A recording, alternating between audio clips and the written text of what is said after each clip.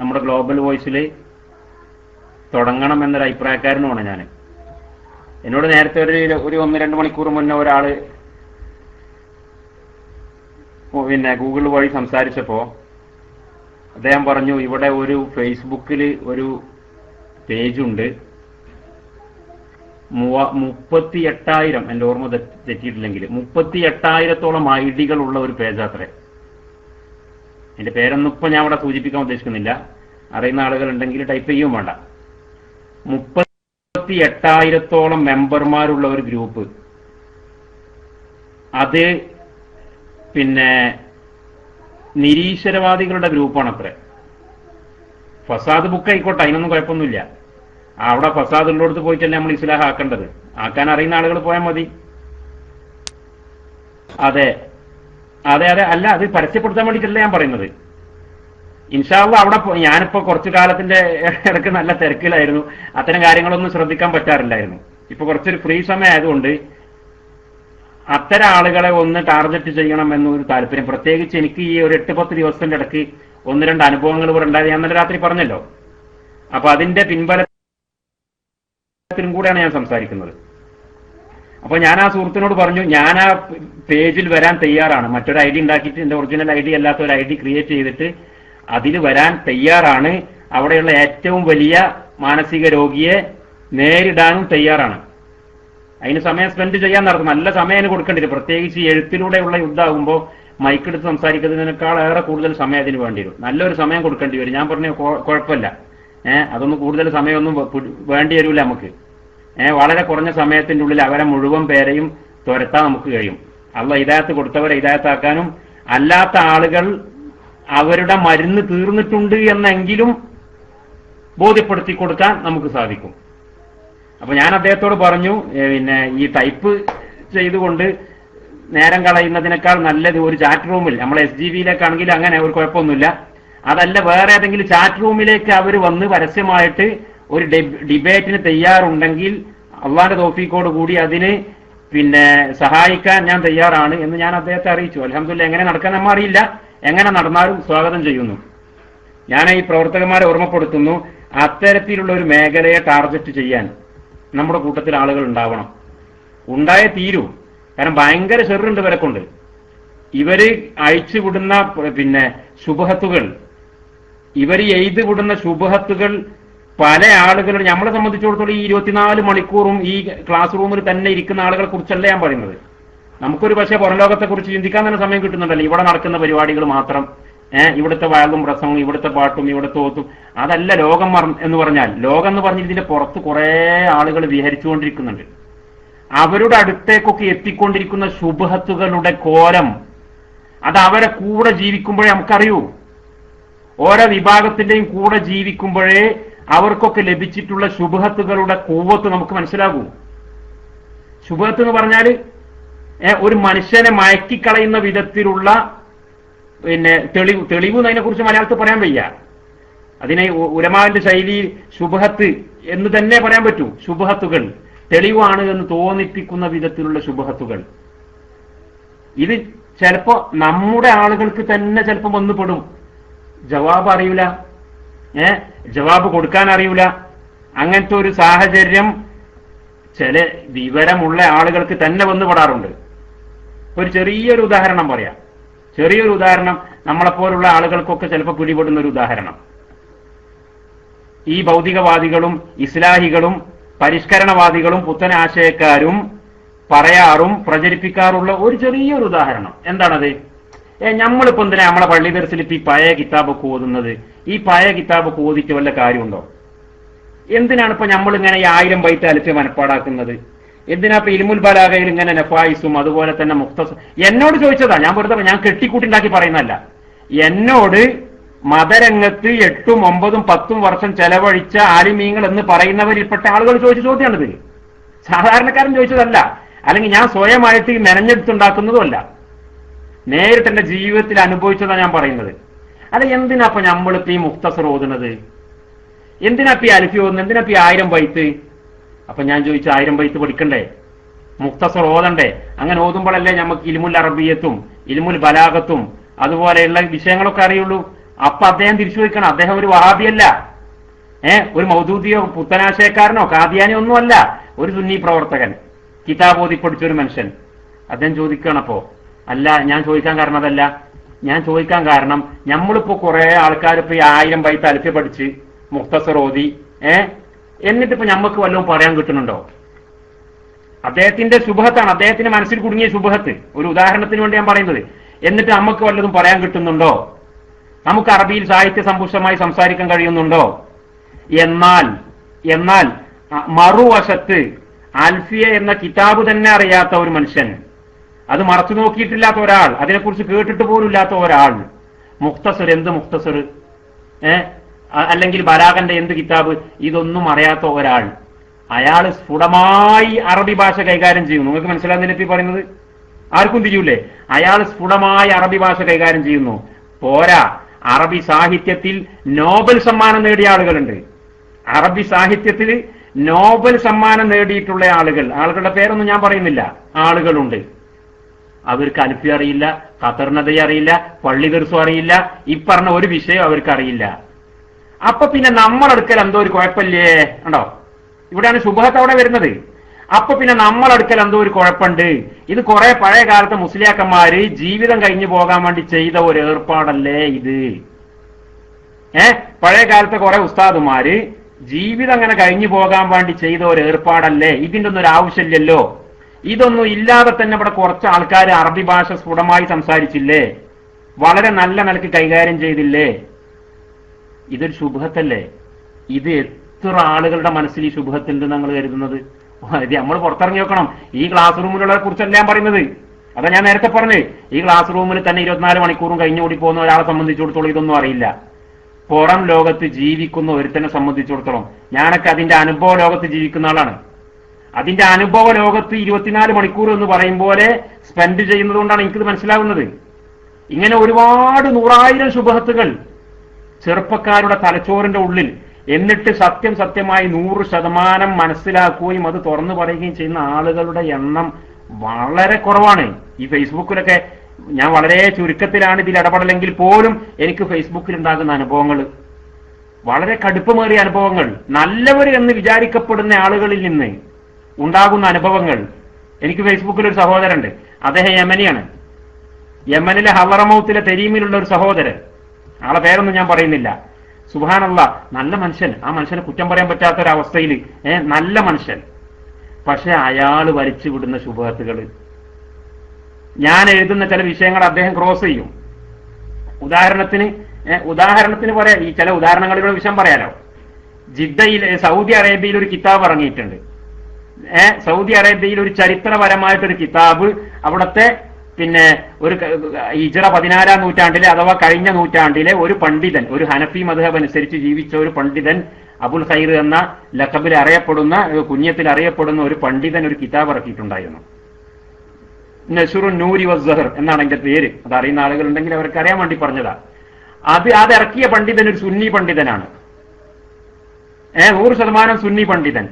ആ കിതാബില് മക്കയിലും മദീനയിലുമായിട്ട് ജീവിച്ച, ഹറമിലും പ്രത്യേകിച്ച് മക്ക മുക്കറമയിലും പരിസരത്തും ജീവിച്ച പിന്നെ ഒരുപാട് മഹാന്മാരുടെ ചരിത്രം പറയുന്ന കിതാബാണത്. നിരവധി മഹാന്മാരുടെ ചരിത്രം, പ്രത്യേകിച്ച് മുതാഖിരീങ്ങളായ ആളുകളുടെ ചരിത്രം അതിൽ നിന്ന് നമുക്ക് കിട്ടും. 100% അതിൽ സുന്നിയാണ്. സുന്നി വിരുദ്ധനായ ഒരു വ്യക്തിയുടെ പോലും ചരിത്രം അതിലില്ല. പ്രത്യേകിച്ച് കാരണം ഇപ്പൊ വഹാബികളുടെ രാജ്യം എന്നറിയപ്പെടുന്ന ഒരു സ്ഥലമാണല്ലോ, അവിടുത്തെ ചരിത്രമാണ്, ആ രാജ്യത്തിന്റെ ചരിത്രം. സുന്നി വിരുദ്ധനായ ഒരാളുടെ പോലും ചരിത്രം അതിലില്ല. അതിൽ പറഞ്ഞവർ 100% സുന്നികൾ. അങ്ങനെ ആ കിതാബ് പിന്നെ അപ്പടി ഇറക്കാൻ, ആ കിതാബ് ഇറക്കും വേണം ആർക്ക്? സൗദി അറേബ്യയിലെ ഭരണാധികാരികൾക്ക്, അല്ലെങ്കിൽ അവിടുത്തെ ഔക്കാഫ് എന്തെങ്കിലും ആവട്ടെ, അവർക്ക് ആ കിതാബ് ഇറക്കണം. കാരണം ആ രാജ്യത്തിന്റെ ചരിത്രമല്ലേ, സ്വാഭാവികമായിട്ടും ആ രാജ്യത്തിന്റെ ചരിത്രമായതുകൊണ്ട് അത് ഇറങ്ങൽ അവരുടെ ഒരു അഭിമാനമാണ്. അതേ സമയത്ത് അതിന്റെ മുസന്നിഫ് എഴുതിയതുപോലെ ഇറക്കാൻ പറ്റുമോ?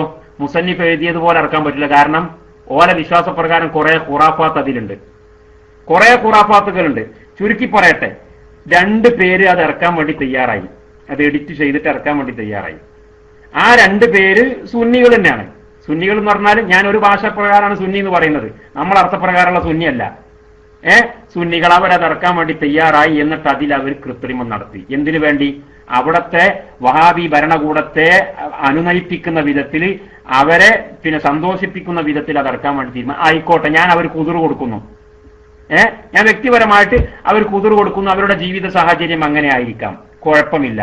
ആ കിതാബിൽ നിന്ന് അവർക്ക് ഇഷ്ടമില്ലാത്തതൊക്കെ അവർ വെട്ടിമാറ്റി. പ്രത്യേകിച്ച് വളരെ പ്രസിദ്ധനായ ഒരു പണ്ഡിതന്റെ ചരിത്രം അവർ വെട്ടിമാറ്റി. മഹാനായ ഷെയ്ഖ് അഹമ്മദ് സൈനി ദഹ്ലാൻ, നമുക്ക് എല്ലാവർക്കും അറിയുന്ന, നമ്മുടെ കേരളത്തിലെ തന്നെ പല മശായിഖന്മാരുടെയും സനദിൽ വരുന്ന മഹാപണ്ഡിതനാണ്. ഒരു കാലഘട്ടത്തിൽ അഹ്ലുസുന്നത്തി വൽ ജമാഅത്തിന്റെ ഉരുക്കു മനുഷ്യനായി നിലനിന്നിരുന്ന ഷെയ്ഖ് ദഹ്ലാൻ. അദ്ദേഹത്തിന്റെ ചരിത്രം പരിപൂർണമായി അതിൽ നിന്ന് വെട്ടിമാറ്റി. പിന്നെ കുറെ മഹാന്മാരുടെ ചരിത്രം അതിൽ നിന്ന് വെട്ടിമാറ്റാതെ ഉണ്ട്. അതിലൊക്കെ ചെറിയ ചെറിയ കൃത്രിമങ്ങൾ നടത്തി. ചെറിയൊരു കൃത്രിമം എന്താന്ന് ചോദിച്ചാല്, കുറെ മഹാന്മാരുടെ ചരിത്രം പറയുന്നിടത്ത് ആ മഹാൻ ചരിത്രം പറയുമ്പോൾ അങ്ങനെയാണല്ലോ, വസാറൻ നബിയ സല്ലല്ലാഹു അലൈഹി വസല്ലം, വകാന യസൂറുൻ നബിയ സല്ലല്ലാഹു അലൈഹി വസല്ലം, ഇങ്ങനെ മക്കയിൽ നിന്ന് മദീനയിൽ പോയി നബി സല്ലല്ലാഹു അലൈഹി വസല്ലം തങ്ങളെ സിയാറത്ത് ചെയ്യുന്ന വിഷയമായിട്ട് ബന്ധപ്പെട്ട് ഈ മുസന്നിഫ്, കിതാബിന്റെ മുസന്നിഫ് പറയുമ്പോൾ സാറൻ നബിയ, കാന യസൂറുൻ നബിയ, ദഹബ ലി സിയാറത്തിൻ നബി, അങ്ങനെ പ്രയോഗിക്കുന്ന അദ്ദേഹത്തിന്റെ ശൈലി അങ്ങനെ. പക്ഷെ ഇതിറക്കിയ ആളെന്താക്കി, ഈ സാറൻ നബിയ യസൂറുൻ നബിയ എന്ന് പറയുന്നിടത്ത് എന്താക്കി അദ്ദേഹം എന്നറിയോ, സാറ മസ്ജിദൻ നബി, കാന യസൂർ മസ്ജിദൻ നബി, ഒരു മസ്ജിദ് എന്നുള്ള ഒരു മുലാഫിന് അവിടെ കൂട്ടിക്കൊടുത്ത്. നിങ്ങൾക്ക് തിരിയുന്നുണ്ടോ? വഹാബിന്റെ ആശയാണല്ലോ ഇപ്പൊ അത്. കാരണം നബിയെ സിയാറത്ത് ചെയ്യാന്ന് പറഞ്ഞാൽ ശരിയാവില്ല, അത് ശിർക്കല്ലേ. അപ്പൊ പിന്നെ നബി എന്താ പറഞ്ഞത് സല്ലല്ലാഹു അലൈഹി വസല്ലം, ലാ തുശദ്ദു റിഹാലു ഇല്ലാ ഇലാ സലാസത്തി മസാജിദ, അങ്ങനെ അവിടെ പള്ളിന്ന് കൂട്ടിക്കൊടുത്ത് യസൂറുൻ നബിയ. അങ്ങനെ ഞാൻ ആ ചരിത്ര പുസ്തകം തീർത്തും വായിച്ചു. ഞാൻ അതിൽ ഏതൊക്കെ പേജുകളിൽ ഇദ്ദേഹം ഈ മറിമായ നടത്തിയിട്ടുണ്ടെന്നുള്ള പേജ് കംപ്ലീറ്റ് എന്താക്കി കോട്ട് ചെയ്ത് എന്റെ ഫേസ്ബുക്കിൽ, കാരണം ഈ കിതാബ് വായിക്കുന്ന ഒരുപാട് അറബികൾ ഉണ്ടാവുമല്ലോ, അവർക്കൊരു ഉപകാരപ്പെട്ടോട്ടെ എന്ന് കരുതിയിട്ട് ഫേസ്ബുക്കിൽ എന്താക്കി ഇത് ഞാൻ അടിച്ചു. ഇത്രയും പേജുകളിൽ കൃത്രിമം നടത്തിയിട്ടുണ്ട്. മസ്ജിദ് എന്നത് മുസന്നിഫിന്റെ പ്രയോഗം അല്ല, ഗ്രന്ഥകർത്താവിന്റെ പ്രയോഗം. നബി സല്ലല്ലാഹു അലൈഹി വസല്ലം തങ്ങളിലേക്ക് നേരിട്ട് തഅദിയത്ത് ചെയ്തതാണ് ഫീലിനെ സാറൻ നബിയ. അത് സുന്നത്ത് ജമാഅത്തിന്റെ വിശ്വാസവുമാണ്. അല്ലെങ്കിൽ യസൂറുൻ നബിയ. പിന്നെ അവിടെ പള്ളി എന്ന് കൂട്ടിക്കൊടുത്തത് ഈ ഗ്രന്ഥം രണ്ടാമത് ഇറക്കിയിട്ടുള്ള അതിന്റെ എഡിറ്റർമാർ എന്ന് അവകാശപ്പെടുന്ന ആളുകളാണ്. അത് സൂക്ഷിക്കണം, അത് മുസന്നിഫിന്റെ അഭിപ്രായമല്ല, മുസന്നിഫിന്റെ മൻഹജും സിലബസും അല്ല എന്ന് പറഞ്ഞിട്ട് ഞാൻ വളരെ ലളിതമായിട്ട് എന്റെ ഫേസ്ബുക്കിൽ ഒന്ന് അവതരിപ്പിച്ചു. അപ്പൊ ഞാൻ എന്താ പറഞ്ഞുകൊണ്ടിരുന്നത്, നമ്മുടെ ഈ സഹോദരൻ, ഈ കൂട്ടുകാരൻ യമനിയാണ്, സുന്നിയാണ്. അദ്ദേഹം എന്നെ ക്രോസ് ചെയ്തു പറയണം, നിങ്ങൾ എന്തെത്ര തീവ്രവാദം, ഇതിപ്പോ ഏകദേശം ഒരു 3 ആഴ്ച മുന്നേ നടന്നതാ. ഞാൻ ഇത് പറയുന്ന അദ്ദേഹത്തിന് ഇഷ്ടപ്പെടുന്നില്ല. അദ്ദേഹം പറയാണ്, എന്താണ് ഇപ്പൊ നിങ്ങൾക്ക് ഇത്ര തീവ്രവാദം, നിങ്ങൾ എന്തിനാ എങ്ങനെ തീവ്രവാദം പറയുന്നത്, അതിലെന്താ കുഴപ്പമുള്ളത്? അതിപ്പോ കിതാബ് തഹരീഫാക്കിയിട്ടുണ്ടോ? കിതാബിൽ കൈകടത്തിയിട്ടുണ്ടോ? ചരിത്രം അല്ലാതാക്കി പറഞ്ഞിട്ടുണ്ടോ? ഇല്ലല്ലോ. സാറൻ നബിയ എന്ന് പറഞ്ഞോണ്ട് സാറ മസ്ജിദൻ നബി, എന്താ അതിന് കുഴപ്പമില്ല. ഞാൻ പറഞ്ഞേ അതിന് കുഴപ്പമുണ്ടോ അല്ലേ എന്നുള്ളതൊന്നല്ല ഇവിടെ പാക്ക്. മറ്റൊരു ചർച്ച, കിതാബിൽ ഭേദഗതി വന്നിട്ടുണ്ട് എന്ന് സൂചിപ്പിച്ചതാണ്. അതിന് നിങ്ങളെന്തിനാ റൈസാകുന്നതെന്ന് ചോദിച്ചു ഞാൻ അദ്ദേഹത്തോട്. അപ്പൊ അദ്ദേഹം പറഞ്ഞേ, ഞാൻ റൈസായതല്ല, പക്ഷെ നിങ്ങൾക്ക് കുറച്ച് സിദ്ധത്തുണ്ട് എന്ന് പറഞ്ഞു. അങ്ങനെ പറഞ്ഞ് കുറെ അങ്ങോട്ടും ഇങ്ങോട്ടും തർക്കിച്ച്, പിന്നെ ഈ തർക്കത്തിന്റെ ഇടയിൽ അദ്ദേഹം പറയാണ്, അദ്ദേഹത്തിന്റെ ശൈലിയാണ് ഞങ്ങൾക്ക് പറഞ്ഞു തരുന്നത്. തർക്കത്തിന്റെ ഇടയിൽ അദ്ദേഹം പറയുന്ന പ്രയോഗങ്ങൾ നിങ്ങൾ നോക്കി. നമ്മളെ സിദ്ധത്ത് അദ്ദേഹം സൂചിപ്പിക്കാൻ നന്ദി, സന്തോഷം. നമുക്ക് ചിലപ്പോൾ സിദ്ധത്തുണ്ടെങ്കിൽ അത് തഫ്ഫീഫാക്കാം, കുഴപ്പമൊന്നുമില്ല. അതേ സമയത്ത് എന്റെ സിദ്ധത്താണോ അദ്ദേഹത്തിന്റെ പ്രശ്നം, അതുമാണ് നമ്മൾ മനസ്സിലാക്കുക. എനിക്ക് സിദ്ധത്ത് കൂടിപ്പോയതാണ് അദ്ദേഹത്തിന്റെ പ്രശ്നമെങ്കിൽ നമുക്ക് വിട്ടുകൊടുക്കായിരുന്നു. പക്ഷെ പ്രശ്നം അതല്ല എന്ന് സംസാരത്തിന്റെ ഇടയിലൂടെ നമുക്ക് തിരിയും, പൂച്ച പുറത്തെയാടും. അദ്ദേഹം പറയാണ് സംസാരത്തിനിടക്ക്, നിങ്ങളിപ്പോ പറഞ്ഞ മാതിരി ആള് ഉതിർ കൊടുക്കണം, നെൽത്തമിസുൽ ആധാർ, നമ്മൾ ഉതിർ കൊടുക്കണം. ഞാൻ പറഞ്ഞു, ഉതിർ കൊടുക്കണം എന്നത് നമുക്ക് കോണ്ടക്ഷന് തിരിയും. ഉതിർ കൊടുക്കപ്പെടേണ്ടവൻ ആര് എന്ന് സിയാക്കിൽ നിന്ന് തിരിയും, അല്ലാത്തവൻ ആര് എന്ന് നമുക്ക് തിരിയും. നമ്മളാരും കഴുതകളൊന്നുമല്ല, നമുക്ക് ചരിത്രം അറിയും, നമുക്ക് സിയാക്കും സിബാക്കും മനസ്സിലാക്കാൻ കഴിയും. അപ്പൊ ഉതിർ കൊടുക്കേണ്ടവൻ അല്ല എന്ന് എനിക്ക് തോന്നിയത് കൊണ്ടാണ് ഞാനത് സ്വരീഹാക്കി പറഞ്ഞത്. എന്നിട്ട് പറയുന്ന കൂട്ടത്തിൽ തന്നെ പറയാ, അങ്ങനെ ഉതിർ കൊടുക്കപ്പെടേണ്ട ആളുകൾ എന്ന് പറഞ്ഞിട്ട് ഉദാഹരണത്തിന് പറയാ, മുഹമ്മദ് അബ്ദു എന്തെല്ലാം ഇവിടെ ചെയ്തിട്ടുണ്ട്, അദ്ദേഹത്തിന് കുറെ പെശകില്ലായിരുന്നോ, പക്ഷെ നമ്മൾ ഉതിർ കൊടുക്കണം. അപ്പൊ ഞാൻ ചോദിച്ചു, എന്തിനാണ് ഇത് ഉതിർ കൊടുക്കുന്നത് റബ്ബേ? മുഹമ്മദ് അബ്ദുവിന് എന്തിനാ ഉതിർ കൊടുക്കുന്നത്? ഉതിർ കൊടുക്കാന്ന് പറഞ്ഞാൽ തിരിഞ്ഞില്ലേ? അദ്ദേഹത്തിന് അങ്ങനെ അദ്ദേഹം ചെയ്യാൻ എന്തോ കാരണം ഉണ്ടായിട്ടുണ്ടാവുന്നു എന്ന് പറയാം. സംഗതി അദ്ദേഹം വിശക്കിയിട്ടുണ്ട്, പക്ഷെ എന്നാൽ എന്തോ ഒരു കാരണം ഉണ്ടാവും, ന്യായീകരിക്കാം. അത് സാരമില്ല എന്ന് പറഞ്ഞ് അതിനെ നന്നായി വ്യാഖ്യാനിക്കാം. അതാണ് ഉദൂർ കൊടുക്കുക എന്ന് പറഞ്ഞത്. അപ്പൊ മുഹമ്മദ് അബ്ദുവിന് ഉദൂർ കൊടുക്കണം. അപ്പൊ ഞാൻ ചോദിച്ചു, എന്തിനാണ് റബ്ബേ നിങ്ങൾ മുഹമ്മദ് അബ്ദുവിന് ഉദൂർ കൊടുക്കുന്നത്? എന്താ അതിനുള്ള കാരണം? അങ്ങനെ നിങ്ങൾ ചെയ്യാനുള്ള കാരണം എന്താന്ന് ചോദിച്ചപ്പോ അദ്ദേഹം പറയാണ്, മുഹമ്മദ് അബ്ദു അൽ-അസ്ഹർ യൂണിവേഴ്സിറ്റിയിൽ പരിഷ്കരണ പ്രവർത്തനങ്ങൾ നടപ്പാക്കാൻ ശ്രമിക്കുകയും അതിന്റെ പേരിൽ പിന്നീട് ഫസാദും ഫിത്തനയും ഒക്കെ ഉണ്ടായി, ഓക്കെ. പക്ഷെ എന്തിനാണ് അദ്ദേഹം അന്ന് അതിന് ശ്രമിച്ചത്? അന്ന് അദ്ദേഹം അതിന് ശ്രമിച്ചത് പിന്നെ എന്താ പറയാ, വിദേശ സാമ്രാജ്യത്വം ഈജിപ്തിലും പരിസര പ്രദേശങ്ങളിലും കൊടികുത്തി വാഴ്ന്നിരുന്ന ഒരു കാലഘട്ടമായിരുന്നു. മുസ്ലിം സമൂഹം പിറകോട്ടടിച്ചൊരു സമയമായിരുന്നു. മുസ്ലിം സമൂഹത്തിന് ഭൗതിക വിദ്യാഭ്യാസം ഇല്ലാത്തതിന്റെ പേരിൽ, മുസ്ലിം സമൂഹത്തിന് ഇംഗ്ലീഷും അതുപോലെ തന്നെ യൂറോപ്യൻ പിന്നെ നവോത്ഥാനത്തിന്റെ ചരിത്രമൊന്നും അറിയാത്തതിന്റെ പേരിൽ മുസ്ലിം സമൂഹം കുറെ പിറകിലായിരുന്നു. ഒരു വലിയ പിന്നെ എന്താ പറയാ സങ്കീർണ ഘട്ടത്തിലായിരുന്നു. ആ സമയത്ത് കുഴഞ്ഞു മറിഞ്ഞ ഒരു അന്തരീക്ഷത്തിൽ, കുഴഞ്ഞു മറിഞ്ഞ ഇൽത്തിബാസ് കുടുങ്ങിയ, വളരെ അങ്ങേയറ്റം കെട്ടിക്കുടുങ്ങിയ മോക്കതായ ഒരു സാഹചര്യത്തിൽ നവോത്ഥാനത്തിന് വേണ്ടി ശ്രമിച്ച ഒരാളാണ് ആര്? മുഹമ്മദ് അബ്ദു. ഇപ്പൊ ചിലപ്പോ കുറെ തെറ്റുകൾ വന്നിട്ടുണ്ടാകും, അത് നമ്മൾ ഇൽത്തിമാസുൽ ഉദുർ ചെയ്യണം. നിങ്ങൾക്ക് ഞാൻ ഇപ്പൊ പറഞ്ഞ മനസ്സിലായോ? ഇത് പറഞ്ഞ ആശയം മനസ്സിലായോ? ഇത് നമ്മളിൽ പലർക്കും പിടികൂടിയിട്ടുള്ള ഒരു ഖുറാഫത്താണ്. അയാൾക്ക് ഉദുർ കൊടുക്കേണ്ടതുണ്ട്, അയാളുടെ സാഹചര്യം അങ്ങനെ ആയിരുന്നു, നമ്മൾ ശിദ്ദത്ത് കൂട്ടേണ്ടതില്ല. ഓക്കെ, ഞാൻ പറഞ്ഞു, നിങ്ങൾ പറഞ്ഞ ആശയം ശരി. നിങ്ങൾ പറഞ്ഞ ആശയം ശരി, ഉദുർ കൊടുക്കപ്പെടേണ്ട ആളുകളുണ്ട് എന്ന ആശയത്തെ ഞാൻ ഗണ്ണിക്കുന്നില്ല. പക്ഷെ ഞാൻ തിരിച്ചു ചോദിക്കട്ടെ, ഞാൻ തിരിച്ചു ചോദിക്കുന്നു, മുഹമ്മദ് അബ്ദുവിന് ഉദുർ കൊടുക്കണമെന്നാണെങ്കിൽ ഇബ്നു തൈമിയയെ കുറിച്ച് നിങ്ങൾ എന്ത് പറയുന്നു? അദ്ദേഹത്തിന്റെ ആശയം മനസ്സിലാക്കാൻ വേണ്ടി തന്നെ ഷാർപ്പായിട്ട് ചോദിച്ചു. ഇബ്നു തൈമിയയെ കുറിച്ച് നിങ്ങൾ എന്ത് പറയുന്നു? ഉദുർ കൊടുക്കണോ കൊടുക്കണ്ടേ? അബൂ അലിയുൽ ജുബായിയെ കുറിച്ച് നിങ്ങൾ എന്ത് പറയുന്നു? ഉദുർ കൊടുക്കണോ കൊടുക്കണ്ടേ?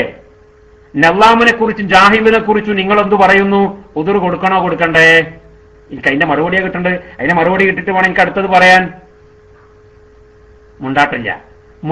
കാരണം എന്തുകൊണ്ടെന്ന് വെച്ചാൽ മുഹമ്മദ് അബ്ദു ഏതൊരു സാഹചര്യത്തിലാണോ അറബ് ലോകത്ത് പ്രത്യക്ഷപ്പെട്ട് നവോത്ഥാന പ്രക്രിയകൾക്ക് പിന്നെ നേതൃത്വം കൊടുത്തത്, അതിനോട് സമാനമായതോ അതിനേക്കാളും കടുപ്പം കൂടിയതോ ആയ സാഹചര്യം അബൂ അലിയുൽ ജുബായിയുടെ കാലത്തുണ്ടായിരുന്നു, നല്ലാമിന്റെ കാലത്തുണ്ടായിരുന്നു. അഥവാ മുഅ്തസിലിയാക്കളുടെ, ഉദാഹരണത്തിന് മുഅ്തസിലിയാക്കളുടെ കാലത്തുണ്ടായിരുന്നു. മുഅ്തസിലിയാക്കൾ അങ്ങനെ വരുന്നത് ചരിത്രം പരിശോധിച്ച് നോക്കി, ചരിത്രം പരിശോധിച്ച് നോക്കുക. അപ്പൊ മനസ്സിലാകും എങ്ങനെയാ മുഅ്തസിലിയാക്കൾ ചരിത്രത്തിൽ വരുന്നത്, മുഅ്തസിലിയാക്കൾ പൊട്ടിപ്പുറപ്പെടുന്നത് എങ്ങനെയാ. ആ സാഹചര്യം വ്യക്തമായി പഠിക്കുന്ന സമയത്ത് നമുക്ക് മനസ്സിലാവും ഈ മുഹമ്മദ് അബ്ദു കട നിൽക്കും. അത്രയും പ്രതിസന്ധി ഘട്ടങ്ങളിൽ, സങ്കീർണമായ ഘട്ടങ്ങളിൽ, കെട്ടിക്കുടുങ്ങിയ സാഹചര്യങ്ങളിലാണ് മുഅ്തസിലിയാക്കൾ വരുന്നത്. ഒരു ഭാഗത്ത് ക്രിസ്ത്യാനികൾ ത്രിയേകത്വം വാദിക്കുന്നു, ഒരു ഭാഗത്ത് ക്രൈസ്തവ സമൂഹം ദൈവം മൂന്നാകുന്നു എന്ന് പറയുന്ന സാഹചര്യത്തിലാണ് ആര് പൊട്ടിപ്പുറപ്പെടുന്നത്? റോമിലും അതുപോലെ തന്നെയുള്ള പല സ്ഥലങ്ങളിലും പരിസര പ്രദേശങ്ങളിലും മുസ്ലിമീങ്ങൾക്കെതിരിൽ, പൊതു മുസ്ലിം ശക്തിക്കെതിരിൽ ത്രിയേകത്വ ആശയവുമായി ഒരു ക്രിസ്ത്യൻ സമൂഹം ശക്തമായി മുന്നോട്ട് വന്ന സമയത്താണ് ആര് ഉയർത്തെഴുന്നേൽക്കുന്നത്? മുഅ്തസിലിയാക്കൾ. അങ്ങനെ സ്വാഭാവികമായിട്ടും വരുന്ന മുഅ്തസിലിയാക്കൾ പറയൂലേ അള്ളാഹു തആലാക്ക് സിഫത്തുകളില്ലാന്ന്? കാരണം എന്താ? അള്ളാഹു തആലാക്ക് അവര് പിന്നെ ത്രിയേകത്വം പറഞ്ഞതിന്റെ പേരിൽ അവര് മുശ്രിക്കായെങ്കിൽ അള്ളാഹു തആലാക്ക് 7 സിഫത്തുണ്ട് എന്ന് പറയുന്ന സുന്നത്ത് ജമാഅത്തിന്റെ ആളുകൾ എന്തായാലും മുശ്രിക്കാവൂലേ? അശരി ത്വരീഖത്തിന്റെ ആളുകൾ എന്തായാലും മുശ്രിക്കാവൂലേ?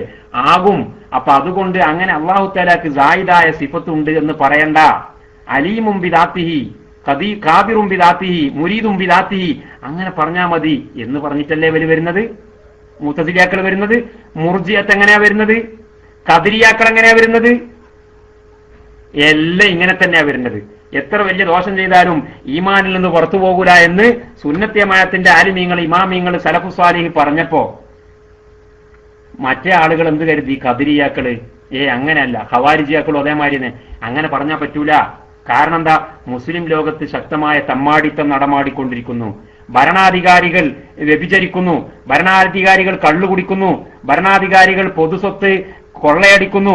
ഇത്തരത്തിലുള്ള തെറ്റുകൾ ചെയ്താൽ കാഫിർ ആകൂല എന്ന് നമ്മൾ പറഞ്ഞു കഴിഞ്ഞാൽ അവർക്ക് ഈ തെറ്റിന് പ്രചോദനല്ലേ? പ്രചോദനാണ്. അപ്പൊ അതുകൊണ്ട് നമ്മൾ എന്തു പറയണം? നേരെ തിരിച്ചു പറയണം. ലികുല്ലി ഫീലിൻ റദ്ദു ഫീലിൻ എന്ന് പറഞ്ഞതുപോലെ നമ്മൾ തിരിച്ചിട്ട് പറയണം, തെറ്റ് ചെയ്താൽ കാഫിറാകും. കണ്ണങ്ങള് അപ്പൊ ഇങ്ങനെയുള്ള ഒരു കയോട്ടിക് കണ്ടീഷനിലല്ലേ ഖവാരിജിയാക്കൾ വരുന്നത്? ആണ്. മുഅ്തസിലിയാക്കൾ വരുന്നത്? ആണ്. അപ്പൊ ഉദുർ കൊടുക്കണോ കൊടുക്കണ്ടേ? നിങ്ങൾ പറയും ഉദുർ കൊടുക്കണോ കൊടുക്കണ്ടേന്ന്. അദ്ദേഹം ഉണ്ടെന്നില്ല. കാരണം കൊടുക്കണം എന്ന് പറഞ്ഞാൽ നമ്മളെ മുമ്പിൽ കുടുങ്ങും, കൊടുക്കണ്ട എന്ന് പറഞ്ഞാൽ നമ്മളെ മുമ്പിൽ കുടുങ്ങും. കാരണം എന്താ? ഉദുർ കൊടുക്കണം എന്ന് പറഞ്ഞാൽ ഞാൻ തിരിച്ചു ചോദിക്കും, ഈ പറഞ്ഞ മുഅ്തസിലിയാക്കൾക്കും ഖവാരിജിയാക്കൾക്കും ഒക്കെ നമ്മൾ ഉദുർ കൊടുക്കണം എന്ന് പറഞ്ഞാൽ എനിക്ക് തിരിച്ചു ചോദിക്കാനുണ്ട്. അങ്ങനെയാണെങ്കിൽ അശരി ഇമാമ് ചെയ്തതൊക്കെ തെറ്റാണോ? ചോദ്യല്ലേ. അശരി ഇമാമിന്റെ അനുയായികൾ ചെയ്തതൊക്കെ തെറ്റാണോ? മുഅ്തസിലിയാക്കൾക്കെതിരെ നമ്മുടെ ഇമാമിങ്ങൾ ഗ്രന്ഥം എഴുതിയതും പ്രസംഗിച്ചതും ദർസ് നടത്തിയതും തെറ്റാണോ? ഇബ്നു തൈമിയ്യക്കെതിരിൽ നമ്മൾ ഒരു വലിയ ബറ്റാലിയനെ തന്നെ സൃഷ്ടിച്ചത് ഇമാം സുബ്കിയും അതിന്റെ ശേഷമുള്ള ഇമാമിങ്ങളും ശക്തമായി രംഗത്തിറങ്ങിയത് തെറ്റാണോ? തിരിച്ചു ചോദിക്കും. അദ്ദേഹത്തിന് അതറിയാം. അപ്പൊ അതുകൊണ്ട് അവിടെ മുണ്ടുന്നില്ല. അപ്പൊ ഞാൻ പറഞ്ഞു, ആ ഉദുർ കൊടുക്കണം എന്നുള്ള വർത്താനൊക്കെ നിങ്ങൾ അവിടെ വെക്കുക, അതൊക്കെ നിങ്ങളെ പോക്കറ്റിൽ വെച്ചാൽ മതി. നമ്മെ സംബന്ധിച്ചിടത്തോളം ഹക്ക് ഹക്കായി പറയാ, ബാത്തിലിനെ ബാത്തിലായി വിശദീകരിച്ചു കൊടുത്തിട്ട് വർജിക്കണം എന്ന് പറയാം. അതിലപ്പുറം ഒന്നുമില്ല. ഉദുർ കൊടുക്കണം എന്ന് പറയാം. ഞാനാര് നിങ്ങളാര്? ഇന്ന ആൾക്ക് ഉദുരുണ്ടെന്ന് പറയാൻ എന്നെയും നിങ്ങളെ ഏൽപ്പിച്ചിട്ടുണ്ടോ? വലാ തഖുദുകും ബിഹിമാ റൗഫത്തും ഫീ ദീനില്ല. അത് നിങ്ങളെ എന്നെ ഏൽപ്പിച്ച പണിയല്ല. അങ്ങനെ മാദൂറായിട്ട് ആരെങ്കിലും ഉണ്ടെങ്കിൽ അള്ളാഹു തആല ഏറ്റെടുക്കുന്ന കാര്യമല്ലേ അത്? നമ്മെ സംബന്ധിച്ചിടത്തോളം ഫുലാൻ ചെയ്തത് ശരിയോ തെറ്റോ, ഫുലാൻ പറഞ്ഞത് ശരിയോ തെറ്റോ, അത് പ്രഖ്യാപിക്കാം. അതേ സമയത്ത് സിയാക്കിൽ നിന്ന് നമുക്ക് മാദൂറാണ് എന്ന് നമുക്ക് ശരിക്കും ബോധ്യപ്പെട്ട ചില രംഗങ്ങൾ ഉണ്ടെങ്കിൽ അവിടെ നമുക്ക് ഉദുർ കൊടുക്കാം, കുഴപ്പമില്ല. ഇൽത്തിമാസുൽ ഉദുർ ചെയ്യാം. അല്ലാതെ ഇത്തരത്തിൽ ലാഹിറായ ഫസാദിൽ നിന്ന് നമുക്ക് ബോധ്യപ്പെടുന്ന സംഗതിയൊക്കെ ഉദുർ കൊടുക്കാൻ നിന്ന് കഴിഞ്ഞാൽ പിന്നെ ഇവിടെ ബാത്തിന്റെ ആൾക്കാർ ആരെങ്കിലും ഉണ്ടാവുമോ? ക്രിസ്ത്യാനികൾക്ക് ഉദുർ കൊടുക്കേണ്ടി വരൂലേ? ക്രിസ്ത്യാനികൾക്ക് ഉദുർ കൊടുക്കേണ്ടി വരൂലേ? കാരണം അവർക്കും ഇല്ല ഇത്തരത്തിലുള്ള ശുഭഹത്തുകൾ. ഈസാ നബി അലൈഹിസ്സലാം മരണപ്പെട്ടതിനെ ജീവിപ്പിച്ചു, കുഷ്ഠരോഗിയെ സുഖപ്പെടുത്തി, വെള്ളപ്പാണ്ടുകാരനെ സുഖപ്പെടുത്തി, അന്ധനായ മനുഷ്യനെ കണ്ണിന് കാഴ്ച കൊടുത്തു. ഇത് കാണുമ്പോൾ സ്വാഭാവികമായിട്ടും ദൈവാന്ന് വിചാരിക്കൂലേ? നമ്മളെ കിതാബിലൊക്കെ പറഞ്ഞിട്ടില്ലേ? ഈസാ നബി അലൈഹിസ്സലാം പല അത്ഭുതങ്ങളും കാണിച്ചതിന്റെ പേരിലല്ലേ ഈസാ നബി ഒരു ദൈവമാണ് എന്ന് അവർക്ക് തോന്നിയത്? അപ്പൊ അവർക്ക് ഉദുർ കൊടുക്കണമെന്നോ? അങ്ങനെയാണെങ്കിൽ പരിശുദ്ധ ഖുർആന്റെ ആയത്തുകളൊക്കെ നമ്മൾ എന്ത് ചെയ്യും? ലഖദ് കഫറല്ലദീന ഖാലു ഇന്നല്ലാഹ ഹുവൽ മസീഹു ഇബ്നു മറിയം, ലഖദ് കഫറല്ലദീന ഖാലു ഇന്നല്ലാഹ സാലിസു സലാസ. എന്ത് ചെയ്യും ഈ ആയത്തുകളൊക്കെ? അള്ളാഹു മൂന്നാണ് എന്ന് പറഞ്ഞവർ കാഫിറായി പോയിട്ടുണ്ട്. ഈ ആയത്തുകളൊക്കെ നമ്മൾ എന്ത് ചെയ്യും? ഉദുർ കൊടുക്കണം എന്ന് പറഞ്ഞ അതുപോലെ കുറെ ശുബ്ഹത്തുകൾ. ഞാൻ എന്തിനത് പറഞ്ഞെന്ന് ചോദിച്ചാൽ, ശുബ്ഹാത്തുകൾ, വളരെ ശക്തമായ ശുബ്ഹത്തുകൾ സമൂഹത്തിൽ ചെറുപ്പക്കാരെ പിടികൂടിക്കൊണ്ടിരിക്കുന്നുണ്ട്. ഒരുപാട് ആളുകൾ വഴിതെറ്റിപ്പോയിക്കൊണ്ടിരിക്കുന്നുണ്ട്. വിവരമില്ലാത്തതിന്റെ പേരിൽ, അടിസ്ഥാനപരമായ നോളേജ് ഇല്ലാത്തതിന്റെ പേരിൽ. ചിലപ്പോൾ നമ്മൾ തർക്കിക്കും എന്ത് വിഷയത്തിൽ? ഫുറൂയ ചില വിഷയങ്ങളിൽ നമ്മൾ തർക്കിക്കും. സത്യത്തിൽ അവിടെ തർക്കിക്കാൻ അവകാശമില്ല, മറിച്ച് അതിന്റെ അസുരിലാണ് തർക്കിക്കേണ്ടത്. ഇപ്പൊ തന്നെ നിരീശ്വരവാദികളുമായിട്ട് ചിലപ്പോൾ ചില ആളുകൾ തർക്കിക്കുന്ന സമയത്ത് ഉദാഹരണത്തിന് പറയാം, നിരീശ്വരവാദികളുമായിട്ട് എന്തിനാണ് ഇപ്പൊ ഒരു ദിവസം 5 നേരം നിസ്കരിക്കുന്നത് എന്നുള്ള വിഷയം ഒരു നിരീശ്വരവാദിനോട് തർക്കിക്കേണ്ട വിഷയമാണോ? ഒരിക്കലുമല്ല. ഒരു നിരീശ്വരവാദി ഒരു മുസൽമാനോട് എന്തിനാണ് നിങ്ങളെ മതത്തിൽ 5 നേരം നിസ്കരിക്കാൻ വേണ്ടിയിട്ട് ഇങ്ങനെ കൽപ്പിക്കുന്നത്, എന്താണ് അതുകൊണ്ട് കാര്യം, അത് ബുദ്ധിക്ക് വിരുദ്ധമല്ലേ എന്നൊരു തർക്കപ്രശ്നവാൻ അവൻ എടുത്തിട്ടാൽ അതുകൊണ്ട് നമ്മൾ ശുഗലാകാൻ പാടുണ്ടോ? നമ്മളതുകൊണ്ട് ശുഗലാകാൻ പാടില്ല. മറിച്ച് അതൊരു ഫുറൂയ, നമ്മയും അവനെയും സംബന്ധിച്ചിടത്തോളം അതൊരു ഫുറൂയ വിഷയമാണ്. അതിനൊരു ബേസ് ഉണ്ട്. ആ ബേസിലേക്ക് ചെന്നിട്ട് തർക്കിക്കണം. അത് തർക്കിക്കാൻ അവൻ തയ്യാറാവില്ല. കാരണം അവനറിയാം ആ ബേസിൽ തർക്കിക്കാൻ അവന്റെ അടുത്ത് മരുന്നില്ല. ആ ബേസിൽ തർക്കിക്കാൻ നിരീശ്വരവാദിയുടെ കൈവശം മരുന്ന് ഇല്ലാത്തത് കൊണ്ടാണ് തൽക്കാലം പിടിച്ചു നിൽക്കാൻ ഒരു പിടിവള്ളി എന്ന നിലയ്ക്ക് അവൻ നിസ്കാരത്തിന്റെ കാര്യത്തിലേക്ക് വരുന്നത്, നോമ്പിന്റെ കാര്യത്തിലേക്ക് വരുന്നത്, 4 കെട്ടുന്നതിന്റെ കാര്യത്തിലേക്ക് വരുന്നത്, തൊലാഖ് മസലയിലേക്ക് വരുന്നത്. അവിടെ നമ്മൾ ശ്രദ്ധിക്കണം. നമ്മൾ ഈ സംവാദത്തെ, ചർച്ചയെ അത്തരം ഒരു മേഖലയിലേക്ക് വലിച്ചു കൊണ്ടുപോകാതെ അടിസ്ഥാന ചർച്ചയിൽ നിന്നുകൊണ്ട് ഇസ്ലാമിന്റെ ആധികാരികതയെ അടിസ്ഥാനപരമായി സ്ഥിരീകരിക്കാൻ നമുക്ക് സാധിച്ചാൽ ബാക്കിയുള്ളതെല്ലാം സഹിലാകും അതിന്റെ ശേഷം. അപ്പൊ അതുകൊണ്ടാണ് ഞാൻ നേരത്തെ സംസാരത്തിന്റെ തുടക്കത്തിൽ സൂചിപ്പിച്ചത്, അത്തരത്തിലുള്ള ഒരു സെഷൻ ആരംഭിക്കുകയാണെങ്കിൽ വളരെ നന്നായിരിക്കും.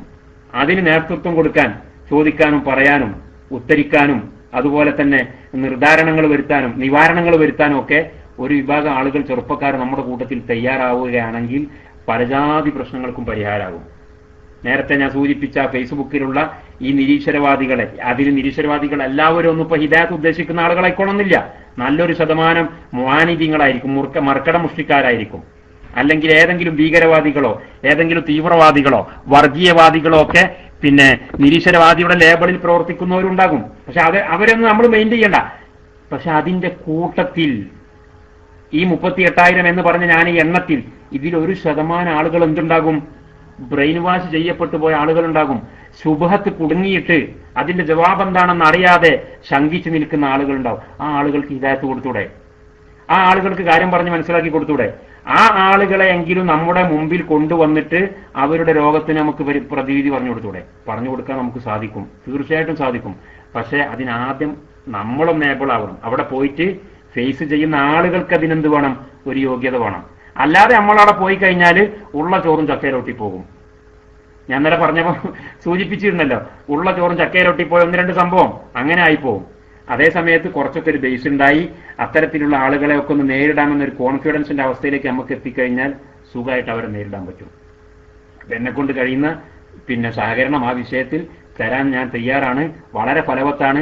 അതിന്റെ ഉള്ളിൽ കൂടെ തന്നെ നമുക്ക് വഹാബികളെയും മൗദൂദികളെയും ഈ പുത്തനാശയക്കാരെയും സുന്ദരമായിട്ട് ക്രോസ് ചെയ്യാൻ പറ്റും. കാരണം നമ്മൾ നിരീശ്വരവാദിയുമായിട്ട് ഏറ്റുമുട്ടുമ്പോൾ നമ്മൾ പ്രതിനിധീകരിക്കുന്ന ഇസ്ലാം എന്ന് പറഞ്ഞാൽ സുന്നത്തിയമായത്താണ്.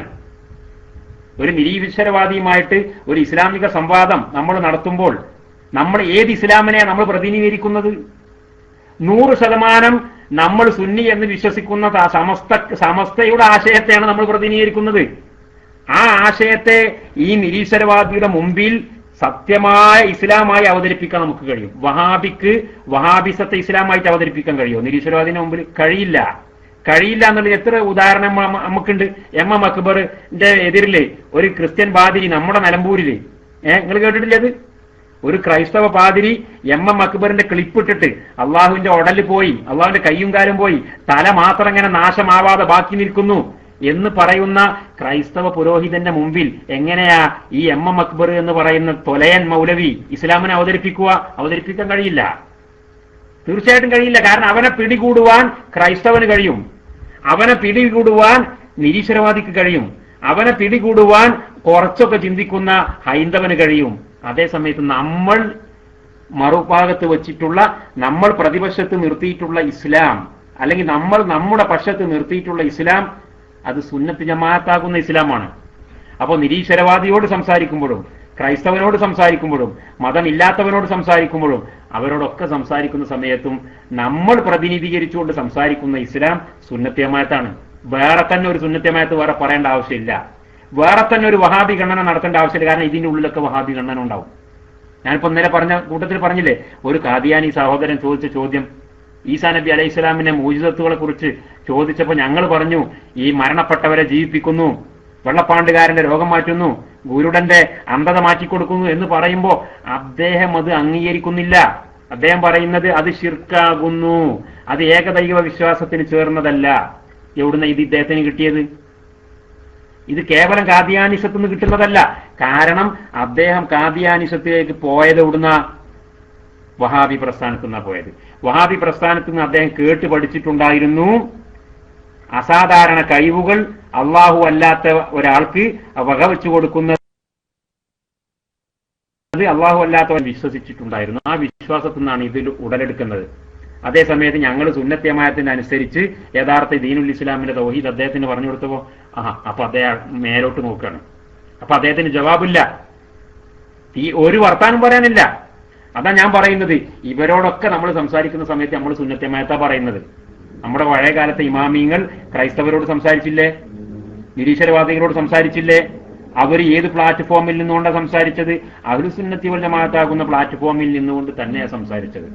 അപ്പൊ അതുകൊണ്ട് ഇത് ഇത്തരത്തിലുള്ള ഒരു ചർച്ചയിലൂടെ നമുക്ക് ഇസ്ലാം എന്ന മൊത്തമായ ആശയത്തെ ഊട്ടിയുറപ്പിക്കുന്നതോടൊപ്പം തന്നെ അഹ്ലുസ് സുന്നത്തി വൽ ജമാഅത്താകുന്ന മുഖ്യധാരയെ ശരിക്കും ഊട്ടിയുറപ്പിക്കാൻ നമുക്ക് ഈ ചർച്ചകളിലൂടെയും പഠനങ്ങളിലൂടെയും സാധിക്കും.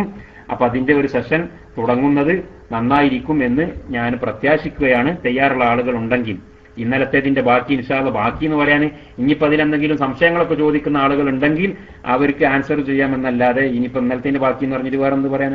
ഞാൻ ഏകദേശമൊക്കെ കവർ ചെയ്ത് പറഞ്ഞാണല്ലോ. സമ്മറൈസ് ചെയ്തിട്ടാണെങ്കിലും ഏകദേശം വിഷയങ്ങൾ കവർ ചെയ്തിട്ടുണ്ട്. ഇൻഷാള്ള ഇനി നാളെ ഞങ്ങളുടെ രണ്ടാമത്തെ സംവാദമാണ്. നാളെ പ്രഗത്ഭരായ കാദിയാനികളുമായിട്ട് രണ്ടാമത്തെ സംവാദമാണ്. വല്ല പുതുമയുണ്ടെങ്കിൽ ഇൻഷാ അല്ലാഹ് നാളെ അതിനെക്കുറിച്ച് പറയാം എന്ന് മാത്രമേ അതിനെക്കുറിച്ച് ഇപ്പോൾ പറയാനുള്ളൂ. ഇന്നത്തെ സംസാരവുമായി ബന്ധപ്പെട്ട് വല്ല സംശയങ്ങളും മറ്റും ചോദിക്കാനുള്ളവരുണ്ടെങ്കിൽ അവർക്ക് മൈക്കിലേക്ക് വരാവുന്നതാണ്. അല്ലെങ്കിൽ വേറെ ഉസ്താദുമാരൊക്കെ ഉണ്ടാകും ക്ലാസ്സിൽ. കുമ്മൂളി ഉസ്താദിനൊക്കെ മുകളിൽ തന്നെ കാണുന്നു. മൈക്കിലേക്ക് ക്ഷണിക്കുന്നു. വാഹിറു ദഅവാന അനിൽ ഹംദുലില്ലാഹി റബ്ബിൽ ആലമീൻ. അസ്സലാമു അലൈക്കും വറഹ്മത്തുള്ളാഹി വബറകാതുഹു.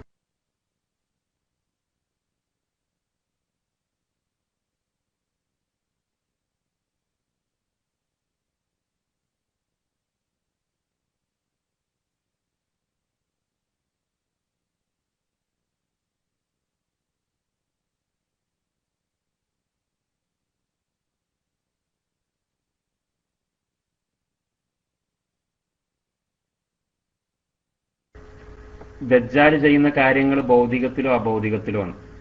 ദജ്ജാല് ചെയ്യുന്ന കാര്യങ്ങൾ എന്ന് പറഞ്ഞാല് ദജ്ജാൽ ഇവിടെ വന്നു കഴിഞ്ഞാൽ പലതും ചെയ്യുമെന്ന് പറഞ്ഞല്ലോ. ദജ്ജാല് ആ വരുന്ന കാലഘട്ടം എന്ന് പറഞ്ഞാൽ അത് നബി സല്ലല്ലാഹു അലൈഹി വസല്ലം തങ്ങൾ നമ്മളെ പഠിപ്പിച്ചിട്ടുണ്ട്. ആദത്തുകൾ ഒക്കെ അട്ടിമറിയുന്ന ഒരു കാലഘട്ടമാണ്. ആദത്തുകൾ എന്ന് പറഞ്ഞാൽ ഇപ്പൊ നമുക്ക് ഒരുപാട് ആദത്തുകൾ ഉണ്ടല്ലോ. സൂര്യൻ പടിഞ്ഞാറിൽ അസ്തമിക്കുകയും കിഴക്കു ഉദിക്കുകയും ചെയ്യാം. ഇത് ഇപ്പോഴത്തെ ആദത്താണ്, പതിവ്. അതുപോലെ ഒരു ഭാരമുള്ള വസ്തു മുകളിൽ നിന്ന് താഴോട്ടേക്ക് ഇട്ട് കഴിഞ്ഞാൽ അത് താഴോട്ടേക്ക് തന്നെ വീഴുക, അത് ആദത്താണ് അല്ലേ? അങ്ങനെ ഒരുപാട് ആദത്തുകൾ, ഒരുപാട് പതിവായിട്ട് നമ്മൾ കാണുന്ന സംഗതി. ഒരു കടലാസിന് തീ കൊടുത്താൽ ആ കടലാസ് കത്തുക, കരിയുക, ഇതൊരു ആദത്താണ്, പതിവ് ശൈലി. എന്നാൽ ഈ പതിവ് ശൈലി ഏത് കാലം വരെ നിലനിൽക്കും? ഈ പതിവ് ശൈലി, ഇത്തരം പതിവുകൾ ഏത് കാലം വരെ ഉണ്ടാകും? കാലാകാലം, ലോകം അവസാനിക്കുന്നവരെ ഉണ്ടാവോ? ഇല്ല. മറിച്ച് നമ്മുടെ ഇമാമിയങ്ങൾ ബാബുൻ നുബുവാത്തിൽ മോചിതത്തിനെ കുറിച്ചും അതുപോലെ ഇത്തരത്തിലുള്ള വിഷയങ്ങളെക്കുറിച്ച് ചർച്ച ചെയ്യുന്ന സ്ഥലത്ത് പറഞ്ഞു, ഈ വിഷയങ്ങളെല്ലാം ഖിയാമത്ത് നാളിന്റെ വലിയ അടയാളങ്ങൾ വരുന്നത് വരെ ഉണ്ടാകുള്ളൂ. ഈ പറഞ്ഞ ആദത്തുകളെല്ലാം, ഈ പറഞ്ഞ ആദത്തുകളിൽ പലതിനും ഖിയാമത്ത് നാളിന്റെ വലിയ അടയാളങ്ങൾ വന്നു കഴിഞ്ഞാൽ ഈ ആദത്ത് പലതും മാറും. സൂര്യൻ കിഴക്കുന്ന് ഉദിക്കാന്നുള്ള ആദത്ത് പിന്നെ പോയില്ലേ? സൂര്യൻ പടിഞ്ഞാറിനായാലും ഉദിക്കുന്നു. അപ്പൊ പിന്നെ ഒരാൾ വന്നിട്ട് പറയാ, ഖിയാമത്ത് നാളിന്റെ വലിയ അടയാളങ്ങളൊക്കെ വന്നതിന് ശേഷം ഒരാൾ വന്നിട്ട് പറയാ, ഞാൻ പ്രവാചകനാകുന്നു, ഞാൻ പ്രവാചകനാന്നുള്ളതിന് തെളിവെന്താ? തെളിവൊന്നുമില്ല. സൂര്യൻ കിഴക്കുന്ന് ഉദിക്കൂല, പടിഞ്ഞാറുന്ന് ഉദിക്കും. അതുകൊണ്ട് ആള് നബിയാവോ? അത് നബിയാവില്ല. കാരണം എന്താ? അത് ഹർക്കുൽ ആദത്തല്ല. കാരണം ആദത്ത് എന്ന് പറയുന്ന ഒരു സംഗതി അവിടെ ഇല്ല, മാറി. ആദത്ത് ചേഞ്ചായി. ആദത്ത് എന്ന് പറയുന്ന ഒരു വിഷയം പിന്നെ തകിടം മറിയാണ്. ലോകം തകിടം മറിയുന്ന സമയമാണ്. അപ്പൊ ലോകം ഡിസോർഡർ ആകുന്ന സമയത്ത് ഇത്തരം പ്രവർത്തനങ്ങൾ ചെയ്താൽ അത് ആദത്ത് എന്നോ ഹർക്കുൽ ആദത്ത് എന്നോ അതിനെക്കുറിച്ച് പറയാൻ പറ്റൂല. അതേ സമയത്ത് ഇതൊക്കെ എപ്പോഴാ? ആദത്ത് ഉണ്ടാകുമ്പോഴേ ഹർക്കുൽ ആദത്ത് ഉണ്ടാകുള്ളൂ. ആദത്ത് എന്ന് പറഞ്ഞാൽ പതിവ്, ഹർക്കുൽ ആദത്ത് എന്ന് പറഞ്ഞാൽ പതിവിനെ ഭേദിക്കുന്ന ഒരു പ്രതിഭാസം. അത് പതിവുണ്ടാകുമ്പോഴല്ലേ പതിവിനെ ഭേദിക്കലുണ്ടാവുള്ളൂ. അപ്പൊ ഖിയാമത്ത് നാളിന്റെ വലിയ അടയാളങ്ങൾ വരുന്നതിന്റെ മുമ്പുള്ള സമയത്താണ് നമ്മൾ ഈ പറയുന്ന മോചിതത്തിന്റെ സാധ്യത. ആദത്ത് ഉണ്ടാവുകയും ഉള്ള ആദത്തിനെ ലംഘിക്കുകയും ചെയ്യുന്നതിന്റെ സാധ്യത ഖിയാമത്ത് നാളിന്റെ വലിയ അടയാളങ്ങൾ പൊട്ടിപ്പുറപ്പെടുന്നതിന്റെ മുമ്പാണ്. അപ്പൊ പിന്നെ ഈ ദജ്ജാല് വന്നിട്ടുള്ള പരിപാടികൾ എന്തൊക്കെയാ? ദജ്ജാല് വന്നാലുണ്ടാകുന്ന എന്തെന്നുള്ള റസൂലുള്ളാഹി നേരത്തെ പഠിപ്പിച്ചിട്ടുണ്ട്. ഞാൻ ഇന്നലെ സംസാരിക്കുമ്പോൾ പറഞ്ഞു, ഏതെങ്കിലും ഒരു ഗുലാം അഹമ്മദ് ഖാദിയാനിയെ ദജ്ജാലിന്റെ മേൽ ഖിയാസാക്കാൻ ഒരിക്കലും പറ്റൂല. കാരണം ഗുലാം അഹമ്മദ് ഖാദിയാനി വന്നത് സാധാരണ സാഹചര്യത്തിലാണ്, ആദത്തുകൾ അട്ടിമറിഞ്ഞ സാഹചര്യത്തിലല്ല. അല്ലെങ്കിൽ നബി സല്ലല്ലാഹു അലൈഹി വസല്ലം തങ്ങൾ നേരത്തെ ചൂണ്ടിക്കാണിച്ചു തന്ന ഒരു കദ്ദാബല്ല. നബി സല്ലല്ലാഹു അലൈഹി വസല്ലം കദ്ദാബിങ്ങൾ വരും എന്ന് പറഞ്ഞിട്ടുണ്ട്. ദജ്ജാലൂന കദ്ദാബൂന എന്ന് പറഞ്ഞില്ലേ? ദജ്ജാലൂന കദ്ദാബൂന വരും എന്ന് നബി സല്ലല്ലാഹു അലൈഹി വസല്ലം പറഞ്ഞിട്ടുണ്ട്. പക്ഷേ നബി സല്ലല്ലാഹു അലൈഹി വസല്ലം വ്യക്തമായി ചൂണ്ടിക്കാണിച്ചിട്ട് ഇന്നയാള് വരും, അവന്റെ അടയാളങ്ങൾ ഇന്നതാണ് എന്ന് ചൂണ്ടിക്കാണിച്ചു തന്ന ആളല്ല ആര്? ഈ ഖാദിയാനി. അതേ സമയത്ത് നബി സല്ലല്ലാഹു അലൈഹി വസല്ലം വ്യക്തമായി ചൂണ്ടിക്കാണിച്ചു തന്നിട്ടുള്ള, വ്യക്തമായ അടയാളങ്ങളും ലക്ഷണങ്ങളും പഠിപ്പിച്ചു തന്നിട്ടുള്ള കദ്ദാബുണ്ട്. കദ്ദാബ് എന്ന് പറഞ്ഞാൽ പ്രവാചകത്വം വാദിച്ചതല്ല, ദിവ്യത്വം വാദിക്കുന്ന കദ്ദാബ്, അവനാണ് ദജ്ജാല്. അപ്പൊ അവനെ ഈ കാറ്റഗറിയിൽ ഒന്നും പെടുത്തേണ്ട ആവശ്യമില്ല. നബി സല്ലല്ലാഹു അലൈഹി വസല്ലം തങ്ങളുടെ നുബുവത്തിൽ വിശ്വസിച്ചിട്ടുള്ള ഒരു മുഅ്മിനിനെ സംബന്ധിച്ചിടത്തോളം ദജ്ജാല് എന്നതൊരു വിഷയമുള്ള കാര്യമല്ല. കാരണം അത് അവന്റെ ഈമാനിന്റെ ഭാഗമാണ്. ദജ്ജാല് വരും, അവന് ഇന്ന ഇന്ന അടയാളങ്ങൾ ഉണ്ടാകും, അവന് ഇന്ന ഇന്ന വാദങ്ങൾ ഉണ്ടാകും, അവന്റെ പര്യവസാനം ഇന്ന ഇന്ന ശൈലിയിലായിരിക്കും എന്നത് ഒരു മുഅ്മിനിന്റെ ഈമാനിന്റെ ഭാഗമാണ്. പിന്നെ അതിലെന്താ സംശയിക്കാനുള്ളത്? അതേ സമയത്ത് ഇവിടെ സംശയിക്കാൻ വരുന്നത്, സംശയത്തിനിട വരുന്നത് ഗുലാം അഹമ്മദ് ഖാദിയാനിയെ പോലെയുള്ള ആളുകൾ, സിർ സയ്യിദ് അഹമ്മദ് ഖാനെ പോലെയുള്ള ആളുകൾ, അബുൽ കലാം ആസാദിനെ പോലെയുള്ള ആളുകൾ, കെ മൗലവിയെ പോലെയുള്ള ആളുകൾ, ഇത്തരത്തിലുള്ള തട്ടിപ്പ് വീരന്മാരെ കുറിച്ചാണ് സംശയം വരുന്നത്. അവിടെയാണ് നമ്മൾ തെളിവിന്റെ ഘടകവുമായി മുന്നോട്ട് വരുന്നത്. അവിടെ ഇഷ്കാല് വന്നാൽ അതിന്റെ ജവാബ് എങ്ങനെ കൊടുക്കും? അവർ വെല്ലുവിളിച്ചാൽ അവരുടെ വെല്ലുവിളിയെ എങ്ങനെ നേരിടും? അതാ ചർച്ചാ വിഷയം. മറ്റേത് ദജ്ജാലിന്റേത് ഇത്തരം വേദികളിൽ ഒരു ചർച്ചാ വിഷയം തന്നെയല്ല. അത് നേരത്തെ പ്രഖ്യാപിക്കപ്പെട്ടിട്ടുള്ള, നേരത്തെ വ്യക്തമായി നിർണയിക്കപ്പെട്ടിട്ടുള്ള വിഷയമാകുന്നു. അതിന്റെ പരിഹാരവും അങ്ങനെ തന്നെ നേരത്തെ വ്യക്തമായി നിർണയിക്കപ്പെട്ടിട്ടുള്ള പരിഹാരമാണ്. അവന്റെ തല ഉടലിൽ നിന്ന് വേർപെടുക്കുമെന്ന ചരിത്രം വരെ നബി സല്ലല്ലാഹു അലൈഹി വസല്ലം പഠിപ്പിച്ചിട്ടുണ്ട്. പിന്നെന്താ ബേജാറാവാൻ? അതിന്റെ ആവശ്യമില്ല. അതാണ് ദജ്ജാലുമായിട്ട് ബന്ധപ്പെട്ട സംസാരത്തിന് ചോദ്യത്തിന്റെ മറുപടി മൈക്ക് റിലീസ് ചെയ്യുന്നു. അസ്സലാമു അലൈക്കും.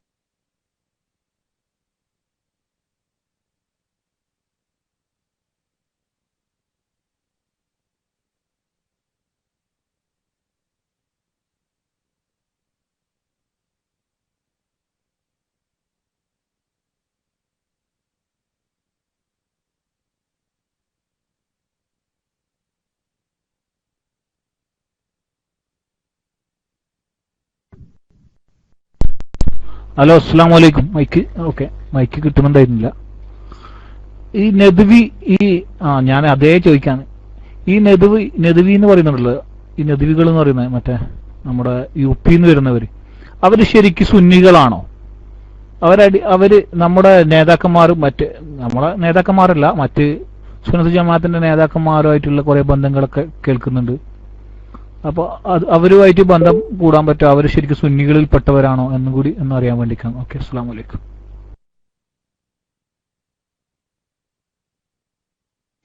വലൈക്കും അസ്സലാം വറഹ്മത്തുള്ളാഹി വബറകാത്ത്. ഓക്കെ, നെദ്വികൾ എങ്ങനെയാണ്, നെദ്വികൾ ആരാണ്, ഓരോ വ്യക്തിയെ കുറിച്ചൊക്കെ ഉള്ള ചോദ്യമാണ്. ഓക്കെ, കുഴപ്പമൊന്നുമില്ല, പ്രധാനപ്പെട്ട വിഷയം തന്നെയാണ്. ഇതിലെനിക്ക് പറയാനുള്ളത് എന്താന്ന് വെച്ചാൽ, ഈ ഒരു വ്യക്തിയെ കുറിച്ച് പറയുമ്പോൾ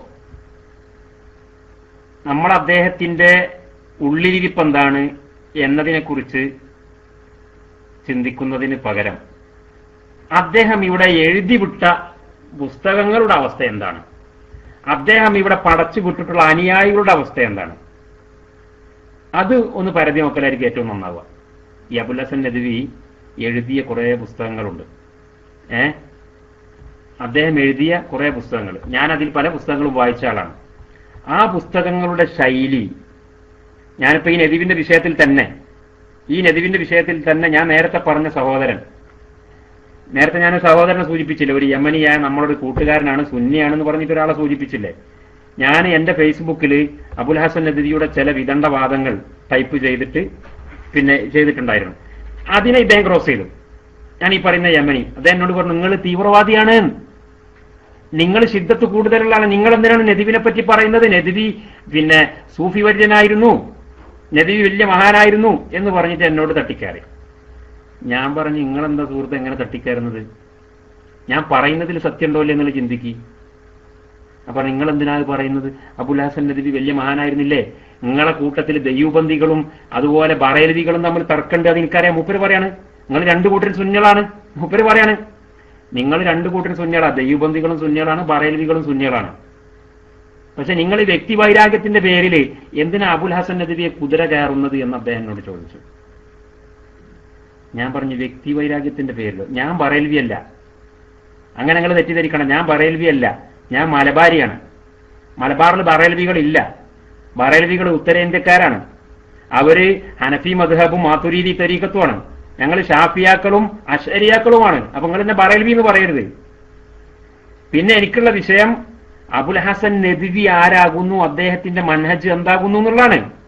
അതിൽ തെറ്റുണ്ടോ ശരിയുണ്ടോ അത് മാത്രം നമ്മൾ തർക്കിച്ചാൽ മതി. അതിന് നിങ്ങൾ തയ്യാറുണ്ടോ? അങ്ങനെ ഞാൻ അദ്ദേഹത്തിന്റെ ഈ നദ്വിയുടെ പുസ്തകങ്ങളിൽ നിന്ന് നിരവധി സ്ഥലങ്ങളിൽ നിന്ന് കോട്ട് ചെയ്ത് കൊടുത്തു. എല്ലാം കൂടി ഇപ്പൊ ഇവിടെ വിശദീകരിക്കാൻ കഴിയില്ല. അദ്ദേഹത്തിന് ബോധ്യപ്പെടുന്നില്ല. കാരണം അദ്ദേഹം നദ്വി വലിയാണ് എന്നും മാത്രമല്ല നദ്വിന്റെ അടുക്കുന്ന് ത്വരീഖത്ത് സ്വീകരിച്ച ആളാണ്. അതൊന്നും എന്നോട് പറഞ്ഞു പറഞ്ഞിട്ടില്ല, വിവരം എനിക്കറിയാം. നദവിന്റെ അടുക്കൽ നിന്ന് ത്വരീഖത്ത് സ്വീകരിച്ച ആളാണ്, നദവി എന്റെ ഷെയ്ഖാണ് എന്നാണ് അദ്ദേഹം അഭിമാനിച്ച് പറയുന്നതാ. എന്തെങ്കിലും ആയിക്കോട്ടെ, നമുക്കാന്ന് പറയേണ്ട ആവശ്യമില്ല. അബുൽ ഹസൻ നദവിയുടെ കൃതികൾ, അദ്ദേഹത്തിന് റിജാലുൽ ഫിക്രി വദ്ദാവ എന്ന് പറഞ്ഞൊരു കിതാബുണ്ട്. 3-4 വാളിലുള്ള കിതാബ, റിജാലുൽ ഫിക്രി വദ്ദാവ. അറിയുന്നവരും അറിയാത്തവരൊക്കെ ഉണ്ടാവും ഒരു പക്ഷേ. ഈ കിതാബിൽ അബുൽ ഹസനുൽ അശ്അരി, നമ്മുടെ നേതാവായ അബുൽ ഹസനുൽ അശ്അരി റളിയല്ലാഹുവിന്റെ ചരിത്രമുണ്ട്, ഇമാം ഗസാലി റളിയല്ലാഹുവിന്റെ ചരിത്രമുണ്ട്, ഷെയ്ഖ് അബ്ദുൽ ഖാദിറുൽ ജീലാനി റളിയല്ലാഹുവിന്റെ ചരിത്രമുണ്ട്. ഇത് ആരാണ്? അബുൽ ഹസൻ നദവിയുടെ കൃതിയിൽപ്പെട്ട 3 പേര്. അതേ അതുപോലെ ഷാഹു വലിയുല്ലാഹി ദഹ്ലവിയുടെയും ഷെയ്ഖ് അഹമ്മദ് സിർഹിന്ദിയുടെയും ചരിത്രമുണ്ട്. 5 പേരായില്ലേ? 5 പ്രഗത്ഭരായ സുന്നി പണ്ഡിതന്മാരുടെ ഇമാമിങ്ങളുടെ ചരിത്രം അതിലുണ്ട്. എന്നാൽ അതേ പുസ്തകത്തിൽ തന്നെ ഇബ്നു തൈമിയ്യയുടെ ചരിത്രമുണ്ട്. അതേ പുസ്തകത്തിൽ തന്നെ മുഹമ്മദ് ഇബ്നു അബ്ദുൽ വഹാബിന്റെ ചരിത്രമുണ്ട്. ചരിത്രം ഉണ്ട് എന്ന് പറഞ്ഞാൽ വെറും ചരിത്രം അങ്ങനെ പറഞ്ഞതല്ല. ചരിത്രം ഇപ്പൊ നമ്മളും പറയല്ലേ, ഇബ്നു തൈമിയുടെ ചരിത്രം നമ്മളും പറയല്ലേ, അതുകൊണ്ടിപ്പോ നമ്മൾ വഹാബിയാവോ? അല്ല, അങ്ങനെയല്ല. അബുൽ ഹസനുൽ അശ്അരിയുടെ ചരിത്രം പറഞ്ഞിട്ട് അബുൽ ഹസനുൽ അശ്അരി ഒരു മഹാനാകുന്നു, ഒരു വലിയ ഇമാമായിരുന്നു, കുറെ സേവനങ്ങൾ ചെയ്ത ആളാണ് എന്ന് പറഞ്ഞ അതേ ശൈലിയിൽ തന്നെ ഇബ്നു തൈമിയ വലിയ മഹാനായിരുന്നു, ഇബ്നു തൈമിയ സുന്നത്ത് ജമാഅത്തിന്റെ നെടുന്തൂണായിരുന്നു, സുന്നത്ത് ജമാഅത്തിന് വേണ്ടി കുറെ ഖിദ്മത്ത് ചെയ്ത ആളായിരുന്നു എന്ന് പറഞ്ഞുകൊണ്ട് സമർത്ഥിക്കുന്ന ചരിത്രം, അതേപോലെ മുഹമ്മദ് ഇബ്നു അബ്ദുൽ വഹാബിനെ കുറിച്ചും പറഞ്ഞുകൊണ്ട് സമർത്ഥിക്കുന്ന ചരിത്രം. ഞാൻ ചോദിക്കട്ടെ, മാന്യമായി ചിന്തിക്കുന്ന ഒരാൾ, സുന്നത്ത് ജമാഅത്ത് നശിക്കരുത്, ഗ്രൂപ്പുകൾക്ക് അതീതമായിട്ട്, വ്യക്തികൾക്ക് അതീതമായിട്ട് അഹ്ലു സുന്നത്തി വൽ ജമാഅത്തിന്റെ ആദർശം ഇവിടെ നിലനിൽക്കണം എന്ന് ചിന്തിക്കുന്ന ഒരാൾ അബുൽ ഹസൻ നദവിയുടെ ഈ പ്രവർത്തനത്തെക്കുറിച്ച് നല്ലത് എന്ന് പറയുമോ ഇല്ലേ? നിങ്ങൾ പറയും. ഞാൻ പറയില്ല. ഞാൻ ഇദ്ദേഹത്തോട് പറഞ്ഞു, സംഗതിയെ അബുൽ ഹസൻ നദവി എത്ര വലിയ വലിയാണെങ്കിലും ശരി, നിങ്ങളെ മുറബിയ ഷെയ്ഖാണെങ്കിലും ശരി, എന്റെ വിഷയം അതല്ല. എന്റെ വിഷയം ആധുനിക തലമുറയിൽ കുറെ ചെറുപ്പക്കാരുണ്ട്. ആ ചെറുപ്പക്കാർ അവരുടെ കയ്യിൽ കിട്ടുന്ന ഒരു പുസ്തകമാണ് റിജാലുൽ ഫിക്രി വദ്ദാവ, അബുൽ ഹസൻ നദവിയുടെ കിതാബ്. ഈ റിജാലുൽ ഫിക്രി വദ്ദാവ എന്ന കിതാബ് വായിച്ചിട്ട് അതിൽ മുഹമ്മദ് ഇബ്നു അബ്ദുൽ വഹാബിന്റെയും ഇബ്നു തൈമിയ്യയുടെയും ചരിത്രം പറയാൻ വേണ്ടി നദവി ഉപയോഗപ്പെടുത്തിയ പേജുകൾ, ഈ പേജുകൾ വായിച്ചിട്ട് ഇബ്നു തൈമിയ്യയും ഇബ്നു അബ്ദുൽ വഹാബും ഇസ്ലാമിക ചരിത്രത്തിലെ 2 ഹീറോകളായിരുന്നു, ഇസ്ലാമിക ചരിത്രത്തിലെ 2 നവോത്ഥാന നായകന്മാരായിരുന്നു എന്ന് ധരിച്ചുകൊണ്ട് വഹാബി പ്രസ്ഥാനത്തിലേക്ക് കുടിയേറിയിട്ടുണ്ടല്ലോ, കുടിയേറിയാൽ എന്നുള്ളത് പറയേണ്ട ആവശ്യമില്ല, കുടിയേറിയിട്ടുണ്ട്. അങ്ങനെ കുടിയേറിയതിന്റെ ഉത്തരവാദിത്വം അബുൽ ഹസൻ നദവിക്കല്ലേ? ആണോ അല്ലേ? 100% പറയുന്നു ആകുന്നു. അങ്ങനെ എഴുതേണ്ട ആവശ്യമുണ്ടോ? ഇതെങ്ങനെ എഴുതുന്ന അറിയങ്ങൾ? ഇബ്നു തൈമിയ ചരിത്രം പറയുന്ന സമയത്ത് ഇബ്നു തൈമിയ ഉയർത്തെഴുന്നേറ്റ കാലഘട്ടത്തിന്റെ ചരിത്രം ആദ്യം പറയും. ഇബ്നു തൈമിയയുടെ കാലത്തിന്റെ അവസ്ഥ എന്തായിരുന്നു?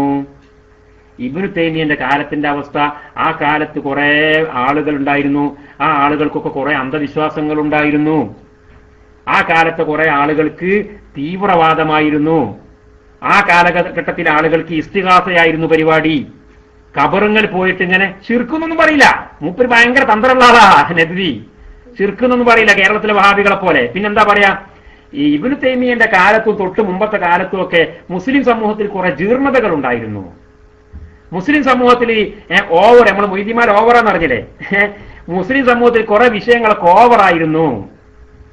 ആ ഓവറായിരുന്ന കാലഘട്ടത്തിൽ മുസ്ലിം സമൂഹത്തെ പഴയ ശൈലിയിലേക്ക് കൈപിടിച്ചു കൊണ്ടുപോകാൻ വേണ്ടി അശ്അരി ഇമാമിന്റെ ഒക്കെ കണ്ടോ, ഇങ്ങനെ പറയാം, അശ്അരി ഇമാമിന്റെ ഒക്കെ ശൈലിയിൽ ഉയർത്തെഴുന്നേറ്റ നവോത്ഥാന നായകനായിരുന്നു ഷെയ്ഖുൽ ഇസ്ലാം ഇബ്നു തൈമിയ്യ. ഇത് വായിക്കുന്ന ഒരാൾ എന്ത് വിചാരിക്കും? അത് പറയുന്നത് അതാണ് എനിക്ക് കേൾക്കേണ്ടത്. ഇത് വായിക്കുന്ന ഒരാള് ഇബ്നു തൈമിയയിലേക്ക് ആകൃഷ്ടനാകുമോ? അതെല്ലാം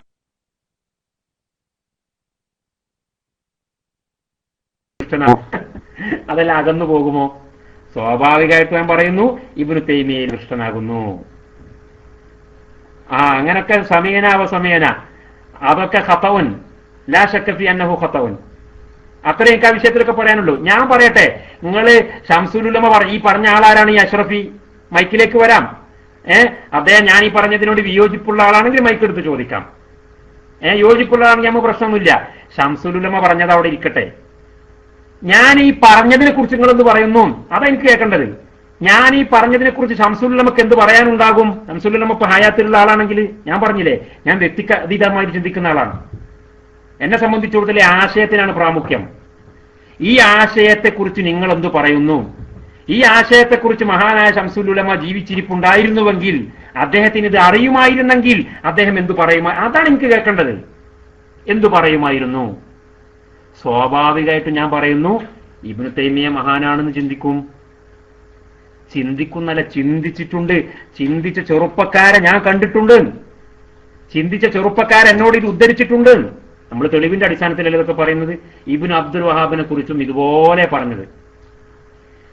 ഷാഹു വലിയുല്ലാഹി ദഹ്ലവിയുടെ ചരിത്രം, നദ്വി, അബുൽ ഹസൻ നദ്വി ഷാഹു വലിയുല്ലാഹി ദഹ്ലവിയെ കുറിച്ച് എഴുതിയ ചരിത്രം ഞാൻ വായിച്ചിട്ടുണ്ട്. ഞാനത് റിസർച്ച് ചെയ്തിട്ടുണ്ട്. ഷാഹു വലിയുല്ലാഹി ദഹ്ലവിയുടെ ഇഖ്ദുൽ ജീദ് ഫി അഹ്കാമിൽ ഇജ്തിഹാദി വതഖ്ലീദ് എന്ന ഗ്രന്ഥം അള്ളാഹുവിന്റെ തൗഫീഖോട് കൂടി ഞാനത് എഡിറ്റ് ചെയ്തിട്ടുണ്ട്. അത് ഇൻഷാ അല്ലാഹ് അടുത്ത കാലത്ത് ഇറങ്ങും. മാസങ്ങൾക്കുള്ളിൽ അത് പബ്ലിഷ്ഡ് ആയിട്ട് കുവൈത്തിൽ വെച്ചത് ഇറങ്ങാൻ പോവുകയാണ്. ഷാഹു വലിയുല്ലാഹി ദഹ്ലവിയുടെ ഗ്രന്ഥാണ്. ആ ഗ്രന്ഥത്തിന്റെ ആമുഖത്തിൽ ഞാൻ നദ്വിയെ പോസ്റ്റ്മോർട്ടം ചെയ്തിട്ടുണ്ട്. എന്തിന്? ഷാഹു വലിയുള്ളയുടെ ചരിത്രം പറഞ്ഞിട്ട് പറയുന്ന ശൈലി, അബുൽ ഹസൻ നദ്വി സ്വീകരിച്ച ശൈലി എങ്ങനെ മരങ്ങള് ഞാൻ പറഞ്ഞുതരാം, സൂചിപ്പിച്ചുതരാം. ഷാഹു വലിയുല്ലാഹി ദഹ്ലവിയുടെ കാലഘട്ടത്തിൽ ഇന്ത്യ മുഴുവനും കുഫ്രിയത്തിലായിരുന്നു. കേൾക്കണങ്ങള്, ഇന്ത്യ രാജ്യം മുഴുവനും ഒരു മന്തിക്ക് ഫൽസഫ, ഈ മന്തിക്കും ഫൽസഫി മാത്രം, ഈ തർക്കശാസ്ത്രം മാത്രം, ഈ പള്ളി ദർസിന്റെ മൂലയിൽ കുറച്ചിങ്ങനെ ത്വൽസമാത്തും കുറച്ച് മന്ത്രവും മാരണവുമായി കഴിഞ്ഞുകൂടുന്ന കുറച്ച് മൊല്ലമാർ മാത്രം. ഹദീസ് അറിയില്ല, ഖുർആൻ മനഃപ്പാടമില്ല, ഖുർആന്റെ തഫ്സീർ അറിയില്ല. 4 മദ്ഹബുകളിൽ മഹാന്മാരുടെ ജാറങ്ങൾ പുണ്യമുണ്ട് എന്ന് വിചാരിച്ച് അവിടെ തെണ്ടി നടക്കുന്ന ആളുകൾ. വേറെ പരിപാടി ഒന്നുമില്ല. നിങ്ങൾ നോക്കി, ഇത് നദ്വിയുടെ സാക്ഷാൽ അബുൽ ഹസൻ നദ്വി എഴുതിയ ചരിത്രമാണ് ഞാൻ ഈ പറയുന്നത്. സാക്ഷാൽ അബുൽ ഹസൻ നദ്വി എഴുതിയ ചരിത്ര. ആർക്കെങ്കിലും ആ മനുഷ്യനോട് കൽബിൽ സ്നേഹം ഉണ്ടെങ്കിൽ അവർ ഈ പ്രസംഗം കേൾക്കണം. അതിനു വേണ്ടിയിട്ടാണ് ഞാനിത് പറയുന്നത്. ഒരു ചോദ്യം വന്നത് കൊണ്ടും കൂടി പറയാം. അദ്ദേഹം എഴുതി, നിങ്ങൾ അങ്ങനത്തെ ചോദ്യം ചോദിക്കണം. നിങ്ങൾ മൈക്ക് എടുത്ത് സംസാരിക്കാനുണ്ടെങ്കിൽ നിങ്ങൾ വന്നാൽ മതി. ഈ ടൈപ്പിന് ഞാൻ മറുപടി പറയുന്നില്ല. മൈക്ക് എടുത്ത് ഞങ്ങൾക്കറിയാം മുഹമ്മദ് മാലിക് ആരാന്നുള്ളത് ഞങ്ങൾക്കറിയാം. ഞങ്ങൾക്ക് അറിഞ്ഞുകൊണ്ട് തന്നെ ഞങ്ങൾ നിലപാട് സ്വീകരിച്ചത്. നദ്വി ആരാമെന്നും ഞങ്ങൾക്ക് അറിയാം. ഞാൻ നേരത്തെ പറഞ്ഞല്ലോ, ഇൽത്തിമാസുൽ ഉദുർ ചെയ്യേണ്ട ആളുകൾ ഉണ്ടെങ്കിൽ അവരെ ഇൽത്തിമാസുൽ ഉദുർ ചെയ്യും. ഇൽത്തിമാസുൽ ഉദുർ ചെയ്യാൻ പറ്റാത്ത ആളുണ്ടെങ്കിൽ അവരെ കുറിച്ച് ഇൽത്തിമാസുൽ ഉദുർ ചെയ്യൂല. അതാണ് സുന്നത്തെ ജമാഅത്തിന്റെ ത്വരീഖത്ത്. ഞങ്ങൾക്കറിയാലോ, അത് ഞങ്ങൾ ഇമാമിങ്ങൾ പഠിപ്പിച്ചിട്ടുണ്ടല്ലോ. നിങ്ങൾക്ക് കേൾക്കണം. നിങ്ങൾക്ക് ഞാൻ പറഞ്ഞുതരാം. താജുദ്ദീൻ സുബ്കി റഹിമഹുല്ലാ വലിയ ചരിത്ര പണ്ഡിതനായിരുന്നു. പല പണ്ഡിതന്മാരെയും, ഉൽപ്പതിഷ്ണുക്കളായ പല പണ്ഡിതന്മാരെയും ആശയം പേച്ചുപോയതിന്റെ പേരിൽ നഖശിഖാന്തം എതിർത്ത പണ്ഡിതനാണ് താജുദ്ദീൻ സുബ്കി. അറിയോ നിങ്ങൾക്ക്? അതേ താജുദ്ദീൻ സുബ്കി തന്റെ ഗ്രന്ഥങ്ങളിൽ ആദർശത്തിൽ ചെറിയ പശക് സംഭവിച്ച ചില പണ്ഡിതന്മാരെ പരിചയപ്പെടുത്തുന്നുണ്ട്. പക്ഷെ വിമർശിക്കാറില്ല. ഇതൊക്കെ ഞങ്ങൾ പഠിച്ചിട്ട് തന്നെ പറയുന്നത്. ആശയത്തിൽ പെശകി എന്നല്ല, പെശകി എന്നുള്ള എന്റെ പ്രയോഗ. പക്ഷെ ആശയത്തിൽ പിശകി എന്ന് തോന്നിക്കുന്ന ശൈലിയിൽ ഉള്ള ചില ആളുകളെ താജുദ്ദീൻ സുബ്കി വിമർശിക്കാറില്ല. മറിച്ച് ഉദുർ ചെയ്യും. അവര് മാധൂര്യങ്ങളാണ്. കണ്ടങ്ങൾ, ഇത് ഞങ്ങൾക്ക് ഇമാമിങ്ങൾ പഠിപ്പിച്ചു തന്നതാ. അപ്പൊ ഉദുർ നൽകപ്പെടേണ്ട ആളുകൾ ഉണ്ടോ? ഉണ്ട്. അവര് മാധൂര്യങ്ങളാണ്. ഉദുർ നൽകപ്പെടേണ്ടാത്ത ആളുകളുണ്ടോ? അതും ഉണ്ട്. അവർ മാധൂര്യങ്ങളല്ല. ഇതൊക്കെ ഞങ്ങൾ ഇമാമിങ്ങളുടെ ശൈലിയിൽ നിന്ന് തന്നെ പഠിച്ചതാ. അങ്ങനെ നിങ്ങൾ മനസ്സിലാക്കിയാൽ മതി. ഇത് ആരെങ്കിലും പറയുന്ന തീവ്രവാദ പ്രസംഗമല്ല. ഇബ്നു തൈമിയ ആ വിഷയത്തിൽ പെട്ടതല്ല, മാധൂറല്ല. മാധൂറാണെങ്കിൽ ഇമാമിങ്ങൾ പറയല്ല നമ്മളോട്. എന്തിനാ നിങ്ങൾ ഇത്ര ബേജാറാവുന്നത്? നിങ്ങൾ തന്നെ ടൈപ്പ് ചെയ്ത ആളെ കുറിച്ചല്ല ഞാൻ പറയുന്നത്, ഇങ്ങനെ ബേജാറാവുന്ന ആളുകളോട്. അപ്പൊ ഞാൻ പറഞ്ഞുകൊണ്ടുവരുന്നത്, നദ്വി എഴുതി പിടിപ്പിച്ചതാ.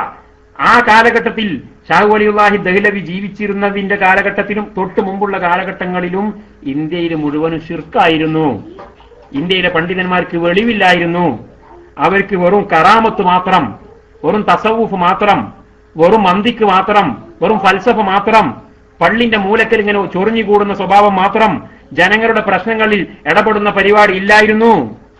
നോക്കി, എന്നിട്ടിങ്ങനെ എന്ത് ചെയ്യാണ്? എന്നിട്ടിങ്ങനെ ഷാഹു വലിയുല്ലാഹി ദഹ്ലവിയെ ഒരു ഹീറോ ആയി അവതരിപ്പിക്കാണ്.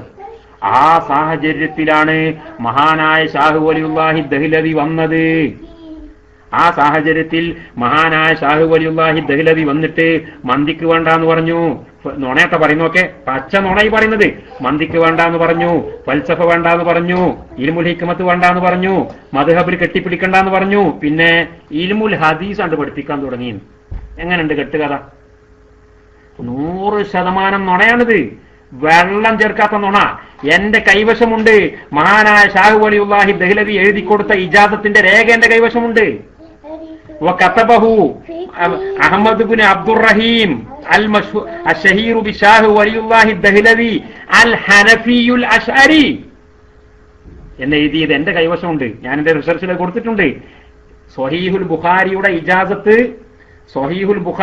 ഇജാസത്ത് തന്റെ അടുക്കൽ വെച്ച് ഓതിപ്പടിച്ച ഒരു മുതാലിമിന് ഇജാസത്ത് കൊടുക്കുന്ന സമയത്ത് ഷാഹു വലിയുല്ലാഹി ദഹ്ലവി റഹ്മത്തുള്ളാഹി അലൈഹി തങ്ങൾ കൊടുത്ത സ്വന്തം കൈപ്പടയിൽ എഴുതി കൊടുത്തതിൽ പറയുന്നു, ഞാൻ ഫുലാനുബുനു ഫുലാൻ എന്റെ തിൽമീദ് എന്റെ ശിഷ്യനായ ഇന്നയാൾക്ക് ഇജാസത്ത് കൊടുക്കുന്നു എന്ന് പറഞ്ഞിട്ട് എഴുതി കൊടുത്തപ്പോ അൽ ഹനഫിയുൽ അശ്അരി ത്വരീഖത്തുകാരൻ, ഹനഫി മദ്ഹബുകാരൻ എന്ന് ഞാൻ അദ്ദേഹം എഴുതി കൊടുത്തത് എന്റെ കൈവശമുണ്ട്.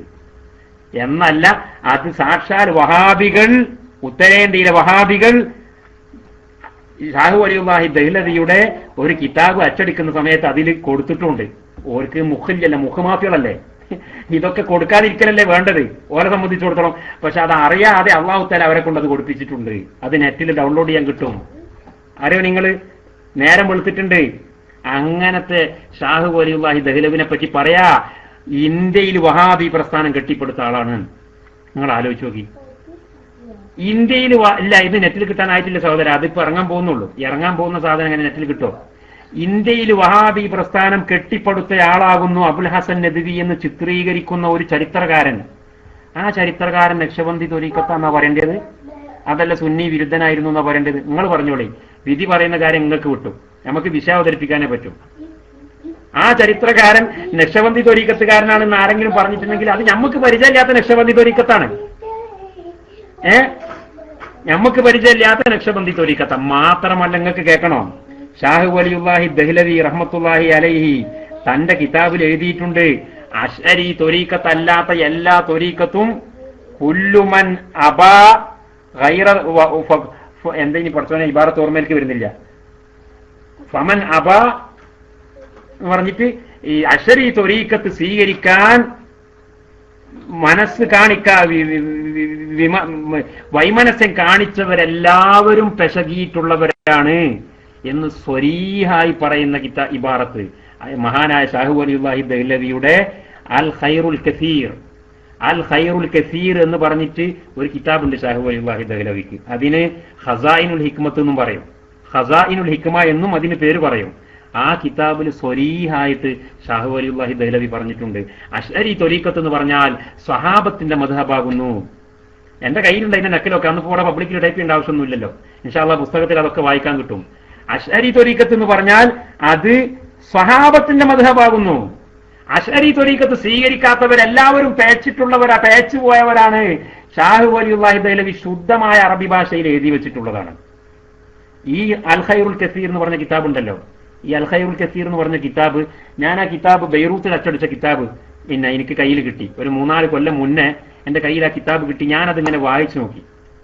അൽ ഖൈറുൽ കസീർ ഷാഹു കേൾക്കുന്നുണ്ടല്ലോ, ശ്രദ്ധിക്കുന്നില്ലേ? ഷാഹു വലിയുല്ലാഹി ദഹ്ലവിന്റെ കിതാബാണല്ലോ. അന്നലക്ക് അത് വായിച്ചു നോക്കി. അത് കുറെ അങ്ങനെ വായിച്ചപ്പോൾ റബ്ബേ അതിലൊരു ഇബാറത്ത്, അത് നിങ്ങൾ തീരുമാനിക്കുക. അഷ്റഫി ഹൽക്കാന നദ്വീൻ വഹാബി എന്നുള്ളത് നിങ്ങൾ തീരുമാനിച്ചാൽ മതി, ഞാൻ പറയില്ല. ഞാൻ ഈ പറഞ്ഞ നിങ്ങൾക്ക് മനസ്സിലായില്ലേ? നദ്വിന്റെ ശൈലി എന്തായിരുന്നു എന്നും നദ്വി എഴുതിയ ചരിത്രത്തിന്റെ പോലെ എന്താണെന്ന് നിങ്ങൾക്ക് മനസ്സിലായില്ലേ? ഇനി മൂപ്പര് ഏതാ ജാതി എന്നുള്ളത് നിങ്ങൾക്ക് തിരിക്കാനോ കേട്ട ആൾക്കാർക്കൊക്കെ തിരിഞ്ഞില്ലേ? കേട്ട ആൾക്കാർക്കൊക്കെ തിരിഞ്ഞ് അത് മതി. ഞാൻ എന്റെ ഈ പുണ്യമാക്കപ്പെട്ട വായ കൊണ്ട് മൂപ്പര് കാന വഹാബി എന്ന് പറയേണ്ട ആവശ്യമൊന്നും ഈ ക്ലാസ് റൂമിലുള്ള ആളുകളെ സംബന്ധിച്ചിടത്തോളം ഇല്ല കേട്ടോ. ഇനി നിങ്ങൾക്ക് അങ്ങനെ ഒരു പിടിവാശി ഉണ്ടെങ്കിൽ അതുമായിട്ട് നിങ്ങൾ നടന്നോളൂ. അതിനനുസരിച്ച് തരം താഴാൻ, അതിനനുസരിച്ച് സർക്കസ് കളിക്കാൻ ഞങ്ങളെ കിട്ടൂല തൽക്കാലം. നിങ്ങൾ ഈ അഷ്റഫി എന്ന് പറഞ്ഞ ടൈപ്പ് അടിച്ച ആള് ആരാന്ന് എനിക്ക് ശരിക്കറിയില്ല. ഒരു പക്ഷേ നമ്മുടെ പ്രസ്ഥാനത്തിന്റെ ആളാകാം, അല്ലാതെയും ആകാം. എനിവേ, ഞാൻ പറഞ്ഞുകൊണ്ട് വരുന്നത് ഈ പുസ്തകം, ഈ ഷാഹു വലിയുല്ലാഹി ദഹ്ലവി തങ്ങളുടെ അൽ ഖൈറുൽ കസീർ കയ്യിൽ കിട്ടിയപ്പോൾ ഞാനത് വായിച്ചു നോക്കി. കുറെ അങ്ങ് വായിച്ചു നോക്കുമ്പോൾ അതിലൊരു ഇബാറത്ത് എന്താ ഇബാറത്ത്? മരിച്ചുപോയവരെ വിളിച്ചിട്ട് ഇസ്തിഗാസ ചെയ്യൽ ശിർക്കാണ്. സുബ്ഹാനല്ലാഹ്, കുടുങ്ങില്ലേ? നബി പറഞ്ഞതൊക്കെ സത്യാണോ തോന്നിപ്പോയതല്ല, തമാശക്ക് പറയാണ് ഞാൻ. മരിച്ചുപോയ ആളുകളെ വിളിച്ചുകൊണ്ട് ഇസ്തിഗാസ ചെയ്യുന്നത് ഇന്നത്തെ മുസ്ലിമീങ്ങളിൽ നടപ്പുള്ളതുപോലെ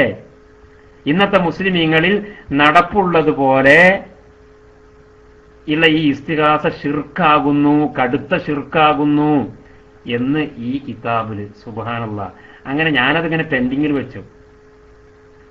സമദാനി, അള്ളാഹു തആല സമദാനിക്ക് പുറത്തു കൊടുക്കട്ടെ. അല്ല അപ്പൊ നമ്മളെന്ത് പറയാനാ? സമദാനിയൊക്കെ ഒരു സാധാരണ പ്രവർത്തകനാ, അത്ര മനസ്സിലാക്കിയാൽ മതി. ഞാൻ അദ്ദേഹത്തെ കുറ്റപ്പെടുത്തുന്നൊന്നുമില്ല. സമദാനി എന്നൊരു മതപണ്ഡിതനൊന്നുമല്ല. നിങ്ങൾ സമദാനി ഒരു 250 CD ഇറക്കിയെന്ന് കരുതിയിട്ട് അദ്ദേഹം മതപണ്ഡിതനാവോ? അദ്ദേഹം കുറെ നല്ല കാര്യങ്ങൾ പ്രസംഗിച്ചിട്ടുണ്ട്. അള്ളാഹു തആല അദ്ദേഹത്തിന് തൗഫീക്ക് നിലനിർത്തി കൊടുക്കട്ടെ. നല്ല പ്രസംഗങ്ങൾ കുറെ നടത്തിയിട്ടുണ്ട് എന്ന് വെച്ചിട്ട് സമദാനി പറഞ്ഞ കാര്യങ്ങൾ മുഴുവൻ ശരിയാണോ? ഒരിക്കലുമല്ല. നമ്മൾ ആദർശാണ് ഇവിടെ പറയുന്നത്. അല്ലെങ്കിൽ സമദാനി വരട്ടെ മറുപടി പറയാൻ, ഞാൻ ഈ പറഞ്ഞതിന് ഒരു ജവാബ് തരട്ടെ, ഞങ്ങൾക്കൊരു സമാധാനം പറഞ്ഞു തരില്ലെങ്കിൽ കേട്ടോ. അപ്പൊ ഞാൻ പറഞ്ഞത് ഇത് വായിച്ചിട്ട് ഞാനിങ്ങനെ പെൻഡിങ്ങിൽ വെച്ചു. അങ്ങനെ പിന്നെ ഒരിക്കൽ നാട്ടിൽ പോയപ്പോ, കൃത്യമായിട്ടൊന്നും എനിക്കറിയില്ല, ഏകദേശം ഒരു 3 കൊല്ലം മുന്നേ ഏറ്റവും ചുരുങ്ങിയത്, ഒരിക്കൽ നാട്ടിൽ പോയ സമയത്ത് ഞാൻ ചാലിയത്ത് പോയി. ചാലിയത്ത് ഇങ്ങനെ നാട്ടിൽ പോകുന്ന സമയത്ത് ഇടയ്ക്ക് ചാലിയത്ത് പോകാറുണ്ട്. അഹമ്മദ് കോയ ഷാലിയാത്തി റഹ്മത്തുള്ളാഹി അലൈഹി തങ്ങളുടെ പിന്നെ സിയാറത്ത് ചെയ്യാനും അവിടുത്തെ മക്തബ സന്ദർശിക്കാനും വേണ്ടിയിട്ടൊക്കെ ഇടയ്ക്ക് പോകും. അങ്ങനെ ഈ പ്രാവശ്യം പോയ സമയത്ത് ഞാൻ ഓരോ പേരക്കുട്ടിൻ്റെ അവിടെ, ഓരോ പെങ്ങളെ മകൻ ഷാലിയാത്തി തങ്ങളുടെ, പിന്നെ ആ പെങ്ങളെ മകനൊരു ഞാൻ സംസാരിച്ചപ്പോൾ മൂപ്പര് എനിക്കൊരു പുസ്തകം എടുത്തെന്ന്. ഇപ്പൊ അടുത്ത് അച്ചടിച്ചതാണ് ഓർക്കുള്ള പാപ്പാന്റെ പുസ്തകം എന്ന് പറഞ്ഞിട്ട്, പാപ്പ എഴുതിയ കിതാബാണ്, അടുത്ത് അച്ചടിച്ചതാന്ന് പറഞ്ഞിട്ട് എനിക്കൊരു ചെറിയ പുസ്തകം എടുത്തെന്ന്. ചെറിയ പുസ്തകം എന്ന് പറഞ്ഞാൽ ഒരു 20-30 പേജിന്റെ താഴെ വരുന്ന ഒരു റിസാല, ചെറുത് എന്ന് പറഞ്ഞാൽ അത് ഹജ്മിൽ ചെറുതെന്ന് ഉദ്ദേശിച്ചിട്ടുണ്ട് കേട്ടോ. അത് എടുത്തു തന്നു. അങ്ങനെ അത് എടുത്തു തന്നപ്പോ ഞാൻ അതിന്റെ പേരെന്താന്ന് പറയുന്നത്, ദഫ്ഉ ശർരിൽ അസീർ അനിൽ ഖൈരിൽ കസീർ, അതിന്റെ പേരാണ്. ഖൈറുൽ കസീർ എന്ന കിതാബിൽ പറഞ്ഞിട്ടുള്ള തട്ടിപ്പിന് മറുപടി, അല്ലെങ്കിൽ ആ കിതാബിലുള്ള തട്ടിപ്പിന് മറുപടി എന്ന അർത്ഥം വരുന്ന ദഫ്ഉ ശർരിൽ അസീർ അനിൽ ഖൈരിൽ കസീർ. ഇതിന്റെ ഹെഡിങ് കണ്ടപ്പോ തന്നെ എന്റെ തലച്ചോറിന്റെ ഉള്ളിൽ വന്ന്, നമ്മൾ പണ്ട് പെൻഡിങ്ങിൽ വെച്ച വിഷയമായിട്ട് ബന്ധപ്പെട്ട തന്നെ ആയിരിക്കും ഇത്. കാരണം എഴുതിയ ആള് അഹമ്മദ് കോയ ഷാലിയാത്തി ആണല്ലോ എന്ന് മനസ്സിലാക്കിയിട്ട് അതിന് ആ കിതാബ് കയ്യിൽ വാങ്ങിച്ചിട്ട് പോന്ന് വായിച്ചു നോക്കുമ്പോൾ സുബ്ഹാനല്ലാഹ്, നമ്മുടെ സമസ്ത കേരള ജമിയത്തുൽ ഉലമയുടെ നേതാക്കന്മാർ ചെയ്ത സേവനങ്ങൾ ആലോചിച്ച് നോക്കി. ഒരു വിഷയവും അവർ ഒഴിവാക്കിയിട്ടില്ല. വ്യക്തമായി പഠിച്ചിട്ട് ഇപ്പറഞ്ഞത് ദസ് ആകുന്നു, താരീഫ് ആകുന്നു, ഷാഹ് ഇസ്മായിൽ ദഹ്ലവി എന്ന തന്റെ പേരക്കുട്ടി കൈകടത്തിയതാകുന്നു എന്ന് തെളിവ് സഹിതം, ഇസ്തിഗാസ ശിർക്കാണ് എന്ന് ഷാഹു വലിയുല്ലാഹി ദഹ്ലവി പറഞ്ഞതല്ല എന്ന് തെളിവ് സഹിതം മഹാനായ അഹമ്മദ് കോയ ഷാലിയാത്തി സമർപ്പിക്കുന്നു. ആ കിതാബ് നമ്മുടെ നാട്ടിൽ കിട്ടും, എല്ലായിടത്തും കിട്ടുമെന്ന് എനിക്കറിയില്ല. ചാലിയത്തെ ലൈബ്രറി ആയിട്ട് ബന്ധപ്പെട്ടാൽ ഒരു കോപ്പിയൊക്കെ ഇപ്പോഴും കിട്ടാൻ സാധ്യതയുണ്ട്. പണ്ഡിതന്മാരായ ആളുകൾക്ക്, മുത്താലിമീങ്ങൾക്ക് അത് ഉപകരിക്കും. ഷാഹു വലിയുല്ലാഹി ദഹ്ലവിയെ പരിചയപ്പെടുത്തുക മാത്രമല്ല, പറഞ്ഞിട്ട് അഹമ്മദ് കോയ ഷാലിയാത്തി ഇങ്ങോട്ട് സ്ഥിരീകരിക്കുക. ഈ ഇസ്തിഗാസ മാത്രം ചെയ്തിരുന്ന ആളാണ് ഷാഹു വലിയുല്ലാഹി ദഹ്ലവി. ഖബറിങ്ങൽ പോക്ക് ഒരു സ്ഥിരം പരിപാടിയാക്കിയിരുന്ന ആളാണ് ഷാഹു വലിയുല്ലാഹി ദഹ്ലവി എന്ന് ചരിത്രത്തിന്റെ പിൻബലത്തോടു കൂടി മഹാനവറുകൾ അവതരിപ്പിക്കുക. അങ്ങനത്തെ ആളെങ്ങനെയാ ഇസ്തിഗാസ ചെയ്ത് ചെറുക്കാന്ന് പറയാ? അപ്പൊ പിന്നെ ഇത് വള്ളം കൂട്ടിയതല്ലേ? വള്ളം കൂട്ടിയതന്നെ എന്താ സംശയം? അങ്ങനെ വള്ളം കൂട്ടിൽ തന്നെയല്ലേ വഹാബികളെ പണി? ഇതന്നെയല്ലേ ചരിത്രത്തിൽ ഉടനീളം നമുക്ക് കാണാൻ സാധിച്ചിട്ടുള്ളത്. എന്നിട്ട് ഇത്തരത്തിലുള്ള ഒരു പണ്ഡിതന്റെ ചരിത്രം എഴുതിയിട്ട് ചിത്രീകരിച്ചിട്ട് പറയാ, ആ കാലഘട്ടത്തിലെ ഇന്ത്യ മുഴുവനും ഷിർക്കില് മുങ്ങിക്കുളിച്ച രാജ്യമായിരുന്നു, ഷിർക്കില് മുങ്ങിക്കുളിച്ച ഒരു സാഹചര്യമായിരുന്നു. ഇങ്ങനെ ഒരു ചരിത്രം എഴുതുന്ന പരിപാടി, ഇതൊക്കെ ശുഭഹത്തിൽപ്പെട്ട തന്നെയാണ്. നമ്മൾ നേരത്തെ പറഞ്ഞ ശുഭഹത്തില്ലേ, ഈ ശുഭഹത്തിന്റെ ഭാഗമാണ്. ഷിർക്കില് മുങ്ങി കളിച്ച് കിടക്കായിരുന്നു. ഒരു ഇമാമിന്റെ ചരിത്രം പറയുമ്പോൾ അത് പറയുന്നത്, പുതിയ ഗവേഷകന്മാർക്കൊക്കെ ഉണ്ട് അങ്ങനെ പരിപാടി. നിങ്ങൾ ഇമാമിങ്ങളെ മൗലൂദൊക്കെ ഓതിക്കൂലി, അതിനൊന്നും കുഴപ്പമില്ല. പക്ഷെ ഇമാമിങ്ങളെ മൗലൂദ് ഓതുന്ന സമയത്ത് മുസ്ലിം സമൂഹത്തെ മൊത്തം ശിർക്കിലാക്കണോ? അതിന്റെ ആവശ്യമുണ്ടോ? ഗസാലി ഇമാമിന്റെ ചരിത്രം ആരെഴുതിയിട്ടുണ്ട്? അബുൽ ഹസൻ നദവി എഴുതിയിട്ടുണ്ട്. ഞാൻ പറഞ്ഞില്ലേ, മൊഹീദ്ദീൻ ഷെയ്ഖിന്റെ ചരിത്രം എഴുതിക്കുന്നത്. അതായാലും വലിയ അത്ഭുതം. മൊഹീദ്ദീൻ ഷെയ്ഖ് റളിയല്ലാഹു അൻഹുവിന്റെ ചരിത്രം എഴുതിയത് ഇക്കോലത്തിലാണ്. അബ്ദുൽ ഖാദർ ജീലാനി എന്താ ചെയ്തത് ഈ സമൂഹത്തില്? ആ കാലഘട്ടത്തിലെ ശിർക്ക് മുഴുവൻ ഇല്ലാതാക്കി. നിങ്ങൾ ആലോചിച്ച് നോക്കിയാണ്. എലിയെ പേടിച്ചിട്ട് ഇല്ലം ചൂടാന്നല്ല ഇതിന് പറയാ. ഒരു കാലഘട്ടത്തിലെ മുസ്ലിമീങ്ങൾ മുഴുവൻ മുശ്രിക്കീങ്ങളായിരുന്നു. എന്നിട്ട് അവരെ ശിർക്കിൽ നിന്ന് തൗഹീദിലേക്ക് കൊണ്ടുവരുന്ന വലിയ ദൗത്യം ആര് സ്വീകരിച്ചു? ഗസാലി ഇമാം സ്വീകരിച്ചു. സുബ്ഹാനല്ലാഹ്. ഗസാലി ഇമാം സ്വീകരിച്ചു, മൊയ്തീൻ ഷേഖ് സ്വീകരിച്ചു, അതുപോലെ തന്നെ ഇബ്നു തൈമിയ്യ സ്വീകരിച്ചു. ഈ ചരിത്രം വായിക്കുന്ന ഒരു ആധുനിക ഗവേഷകൻ എങ്ങോട്ടേക്കാ പോകും? നിങ്ങൾ ചിന്തിച്ചു നോക്കി. ഇങ്ങനെ ചരിത്രം വായിക്കുന്ന ആധുനിക ഗവേഷകന്മാരാണ് ഇന്ന് അറബ് ലോകത്ത് ജീവിക്കുന്ന 99.9% ആൾക്കാരും. അവരിൽ വലിയൊരു ശതമാനം മാധുര്യങ്ങളാ. അവർക്ക് നമ്മൾ ഉതിർ കൊടുക്കുന്നു. കാരണം അവർ നദ്വിയുടെ ഈ വാറോലകൾ മാത്രമേ കണ്ടിട്ടുള്ളൂ. നദ്വി അറബ് ലോകത്ത് പേരെടുത്തു കഴിഞ്ഞു, അറബ് ലോകത്ത് സ്ഥാനം പിടിച്ചു. അപ്പൊ സ്വാഭാവികമായിട്ടും നദ്വി പറഞ്ഞ സത്യമായിരിക്കും എന്നങ്ങ് വിശ്വസിച്ചു. നിങ്ങൾ ആലോചിച്ച് നോക്കി. എന്നിട്ട് പറയാണ്, ഒരു ഉദാഹരണത്തിന് പറയാം, ഒറ്റ ഉദാഹരണത്തിന് ഞാൻ മൈക്ക് വെക്കണം. പിന്നെ ഈ ചരിത്രമൊക്കെ ഞാൻ ഒരു പുതിയ ശൈലിയിലാണ് ഞാൻ ചരിത്രം എഴുതുന്നത്. ഞാൻ എഴുതുന്ന ചരിത്രം പുതിയ ശൈലിയിലായിരിക്കും. ഞാൻ പഴയ കാലത്ത് പല ആൾക്കാരും ചരിത്രം എഴുതിയിട്ടുണ്ട്, ആ ശൈലിയിലും ഞാൻ എഴുതൂല. എന്നിട്ട് പറഞ്ഞിട്ടൊരു ഉദാഹരണത്തിന് ഒരു ചരിത്രം പറയാ, ഒരു ഇമാമിന്റെ ചരിത്രം. ചരിത്ര ഗ്രന്ഥത്തിന്റെ പേരെന്താ? ഖുലാസത്തുൽ അസർ എന്ന് പറഞ്ഞ ചരിത്ര ഗ്രന്ഥമുണ്ട്. 12ാം നൂറ്റാണ്ടിലെ കുറെ മഹാന്മാരെ ചരിത്രപ്പെടുത്തുന്ന, 12ാം നൂറ്റാണ്ടല്ല, ക്ഷമിക്കണം, 11ാം നൂറ്റാണ്ടിലെ, ഹിജറ 11ാം നൂറ്റാണ്ടിലെ കുറെ മഹാന്മാരുടെ ചരിത്രം എഴുതിയ ഒരു കിതാബുണ്ട്. അതിന്റെ പേരാണ് ഖുലാസത്തുൽ അസർ. ഫി അയാനി അഹ്ലിൽ ഖർനിൽ ഹാദി അഷർ. 11ാം നൂറ്റാണ്ടിൽ ജീവിച്ച് വഫാത്തായി പോയ നിരവധി മഹാന്മാരുടെ, ഇബ്നു ഹജർ ഹൈതമി തങ്ങളുടെ ശിഷ്യന്മാരൊക്കെ ആ കാലത്തല്ലേ? ഇബ്നു ഹജർ ഹൈതമി തങ്ങളുടെ ശിഷ്യന്മാര്, ഇമാം റംലിയുടെ ശിഷ്യന്മാർ, ഖതീബ് ഷിർബീനിയുടെ ശിഷ്യന്മാർ, ആ ദറജയിൽ വരുന്ന മഹാന്മാരായ ആളുകൾ ജീവിച്ച കാലഘട്ടം. നൂറുദ്ദീൻ ഷിബ്ര മുല്ലസി, അതുപോലെ പിന്നെ അഹമ്മദ് ബിൻ അബ്ദുർ റസാഖ് റഷീദി, അങ്ങനെ തുടങ്ങി ഷാഫി മദ്ഹബിലെയും അല്ലാത്തവരെയുമായ 11ാം നൂറ്റാണ്ടിൽ ജീവിച്ചു പോയ ഒരുപാട് മഹാന്മാരുടെ ചരിത്രമാണ് അതിലുള്ളത്, ഖുലാസത്തുൽ അസറിൽ. ഈ കിതാബിൽ കാണാൻ കുറേ സ്ഥലങ്ങളിൽ കറാമത്ത് പറയുന്നു. ഓരോ ഇമാമിങ്ങളെ ചരിത്രം പറയുമ്പോഴും അദ്ദേഹത്തിന്റെ കറാമത്ത് പറയും, അദ്ദേഹത്തിനുണ്ടായിട്ടുള്ള ഒരുപാട് മനാഖിബുകളും ഫവായിലുകളും പറയും. നദ്വി പറയാ, നദ്വിന്റെ ചരിത്രത്തിൽ ഞാൻ ചരിത്രം ഇതിൽ ഇങ്ങനൊന്നുമല്ല, ഈ കറാമത്ത് പറയലല്ല ചരിത്രം. ഈ കറാമത്ത് ഇങ്ങനെ പറയലല്ല ചരിത്രം. എന്താ ഈ കറാമത്തിനൊക്കെ വല്ല തലയും പാലുണ്ടോ? ഇതൊക്കെ കുറെ അന്ധവിശ്വാസമായിട്ട് സമൂഹത്തെ അവസാനം വന്നുകൂടിപ്പോയി. കറാമത്ത് ഇങ്ങനെ പറഞ്ഞിട്ട് ഞാൻ പിന്നെന്താ പറയാ എന്ന് പറഞ്ഞിട്ട് മൂപ്പരളാകും ഒരു പുതിയ ശൈലിയിൽ. നിങ്ങൾ ആലോചിച്ച് നോക്കി. നമുക്ക് കുഴപ്പമൊന്നുമില്ല. ഞാൻ വ്യക്തിപരമായിട്ട് പറയാം, വ്യക്തിപരമായിട്ട് ഞാൻ പറയുന്നു, ഇതിങ്ങനെ 24 മണിക്കൂർ കറാമത്ത് പറയണം എന്നുള്ള അഭിപ്രായം എനിക്കില്ല. എന്തെന്നെ പറഞ്ഞാൽ മതി, ആ ജീവിച്ച ഇമാമിന്റെ ചരിത്രം തന്നെ കറാമത്തല്ലേ, മതി. പക്ഷെ അതേ സമയത്ത് ഈ കറാമത്ത് പറയലെല്ലാം ഖുറാഫാത്താകുന്നു, ഈ കറാമത്ത് പറയലെല്ലാം സമൂഹത്തെ ശിർക്കിലേക്ക് നയിച്ചിട്ടുണ്ട്, ഈ കറാമത്ത് പറച്ചിലെല്ലാം പരിശുദ്ധ ഇസ്ലാമിനെ പാഴാക്കി കളഞ്ഞിട്ടുണ്ട് എന്ന ശൈലി ആരെങ്കിലും പ്രയോഗിച്ചാൽ അവരെ നമ്മൾ നേരിടേണ്ടി വരും. അങ്ങനെ പ്രയോഗിക്കുന്ന ശൈലിക്ക് പിന്നിൽ പതിയിരിക്കുന്നത് വഹാബിസമാകുന്നു എന്ന് ഞങ്ങൾ പറയേണ്ടി വരും. അത്രേ ഞാൻ പറയുന്നുള്ളൂ. അല്ല നമ്മൾ പ്രസംഗിക്കുമ്പോഴൊക്കെ ഇങ്ങനെ കറാമത്ത് കറാമത്ത് കറാമത്ത് അതെന്നെ പറഞ്ഞിട്ട് ആളുകളെ പോറാക്കേണ്ട ആവശ്യമൊന്നുമില്ല. അല്ലെങ്കിൽ മുൻകഴിഞ്ഞു പോയ ഇമാമിങ്ങൾ അങ്ങനെ പറഞ്ഞിട്ടില്ല. അത് ഇയാൾ വെറുതെ ചിത്രീകരിക്കുന്നതാ. പിന്നെന്താ പറയാ, ആ പണ്ഡിതന്റെ ചരിത്രം വ്യക്തമായിട്ട് പറയും. അദ്ദേഹം ജനിച്ചത് ഈ വർഷം, അദ്ദേഹത്തിന്റെ ജീവിതത്തിന്റെ പ്രാരംഭകാലത്തെ ചരിത്രം ഇങ്ങനെ, അദ്ദേഹം ഓതിപ്പടിച്ചത് ഇന്ന ഇന്ന ഉസ്താദുമാരുടെ അടുക്കൽ, അദ്ദേഹം മനഃപ്പാടമാക്കിയ കൃതികളുടെ പേര്, അദ്ദേഹം ഓതിപ്പടിച്ച സ്ഥലങ്ങളുടെ പേര്, അദ്ദേഹം എഴുതിയ ഗ്രന്ഥങ്ങളുടെ പേര്, അദ്ദേഹത്തിന്റെ ശിഷ്യന്മാരുടെ പേര്, ഇതൊക്കെ എത്ര പേജ് ഉണ്ടാവും? ഇപ്പറഞ്ഞ കാര്യങ്ങൾ എത്ര പേജ് ഉണ്ടാവും? ഒരു 10-15 പേജ് ഉണ്ടാവും. പിന്നെ അതിന്റെ അവസാനം ഒരു അരപ്പേജിൽ കറാമത്ത് പറഞ്ഞൂടെ? പറയണ്ടേ? നിങ്ങൾ പറയും നിഷ്പക്ഷമായിട്ട്. ഇത്രയും ഒരു വലിയ മഹാൻ, ഇത്രയും വലിയൊരു മഹാൻ, ഇത്രയും വലിയ സേവനം പരിശുദ്ധ ഇസ്ലാമിന് ചെയ്ത ഒരു മഹാന് നിരവധി കറാമത്തുകൾ ജീവിതത്തിൽ ഉണ്ടായിട്ടുണ്ടാകും. നിരവധി കറാമത്തുകൾ ഉണ്ടായിട്ടാണ്. എന്താ സംശയം? നമ്മുടെ ഇമാമിങ്ങളുടെ ഒക്കെ ജീവിതം തീർത്തും കറാമത്തല്ലേ? നമ്മൾ അറിഞ്ഞതും അറിയാത്തതുമായ എത്ര കറാമത്തുകൾ നമ്മുടെ ഇമാമിങ്ങളുടെ ജീവിതത്തിലുണ്ട്. അവരെ കറാമത്ത് പറയുകയാണെങ്കിൽ അവരെ കറാമത്ത് എഴുതാൻ മാത്രം ഉണ്ടാവരെ ഒരു വാള്യം തീർച്ചയായിട്ടും ഉണ്ടാകും. പക്ഷേ ഈ ചരിത്രകാരന്മാർ അങ്ങനൊന്നും എഴുതിയിട്ടില്ല.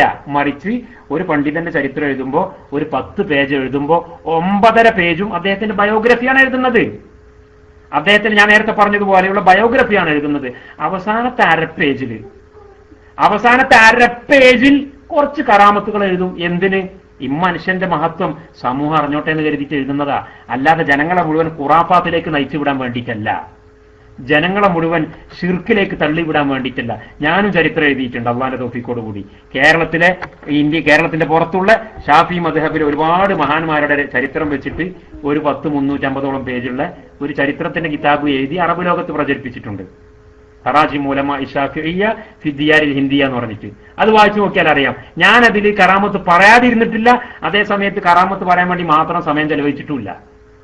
ഇമാമിങ്ങളുടെ ബയോഗ്രഫി കഴിഞ്ഞ കാലത്ത് ഇന്ത്യ രാജ്യത്ത് ഇസ്ലാം മതവും ഷാഫി മദ്ഹബും പ്രചരിപ്പിക്കുവാൻ വേണ്ടി ജീവിച്ചു മരണപ്പെട്ടു പോയ മഹത്തുക്കളുടെ ചരിത്രം എനിക്ക് കിട്ടിയ വിധത്തിൽ ബൃഹത്തായ ശൈലിയിൽ രേഖപ്പെടുത്തിയിട്ടുണ്ട്. കൂട്ടത്തിൽ പല മഹാന്മാരുടെയും പല കറാമത്തുകളിൽ നിന്ന് അല്പം പറഞ്ഞിട്ടുണ്ട്. ഇതുകൊണ്ട് ശിർക്കാവോ? ഇതുകൊണ്ട് ഞാനൊരു ഖുറാഫത്ത് പ്രചരിപ്പിച്ച ആളാകുമോ? ഇതുകൊണ്ട് മുസ്ലിം സമൂഹത്തെ മുഴുവൻ ഷിർക്കിലേക്ക് തള്ളിവിട്ട ആളാകുമോ? എന്താ ഈ പറയുന്നത്? എന്നിട്ട് പുതിയ ഒരു ശൈലിയിൽ ചരിത്രം എഴുതണത്രേ. എന്ത് കറാമത്തൊന്നും പറയാൻ പാടില്ല. കാരണം എന്താണെന്ന് അറിയങ്ങള്, അങ്ങനൊക്കെ പറഞ്ഞു കഴിഞ്ഞാൽ പിന്നെ ഇവരെ കച്ചവടം നടക്കൂല. അതുകൊണ്ട് തന്ത്രപൂർവം ഈ പണികളെല്ലാം ഒപ്പിച്ച ആളാകുന്നു ആര്? നേരത്തെ ഈ ചോദ്യം ചെയ്യപ്പെട്ട ഫുലാൻ. ഞാൻ അദ്ദേഹത്തിന്റെ പേര് ഇങ്ങനെ ആവർത്തിച്ച് പറയുന്നൊന്നുമില്ല. അദ്ദേഹത്തിന് ചിലപ്പം പല നല്ല വശങ്ങൾ ഉണ്ടായിട്ടുണ്ടായിരിക്കാം, നമ്മൾ അതിനൊന്നും ഇൻകാർ ചെയ്യുന്നില്ല. അദ്ദേഹത്തെ തെറ്റിദ്ധരിച്ചു പോയ കുറെ ആളുകൾ അതും ഉണ്ടായിരിക്കാം കേരളത്തിൽ. ഞാൻ അവരെയും കുറ്റം പറയുന്നില്ല. എന്തുകൊണ്ട്? അവർ ഉതിർ നൽകപ്പെടേണ്ട ആളുകളായിരിക്കും. കാരണം ശക്തമായ ബ്രെയിൻ വാഷിംഗ് നടന്നിട്ടുണ്ട്, ശക്തമായ തമസ്കരണം നടന്നിട്ടുണ്ട്. ചരിത്രത്തിന്റെ യഥാർത്ഥ മുഖം പലർക്കും കാണിച്ചു കൊടുത്തിട്ടില്ല. ചരിത്രത്തിന്റെ യഥാർത്ഥ മുഖം പലയിടങ്ങളിലും അനാവരണം ചെയ്യപ്പെട്ടിട്ടില്ല. എന്നിട്ട് ആളുകൾ കാണുന്നത് എന്താ? നല്ല മുഖം, ത്വരീഖത്തിന്റെ ഷെയ്ഖ് എന്ന മുഖം, നക്ഷബന്ദി ത്വരീഖത്ത് എന്ന മുഖം, അത് മാത്രം കാണുന്നു.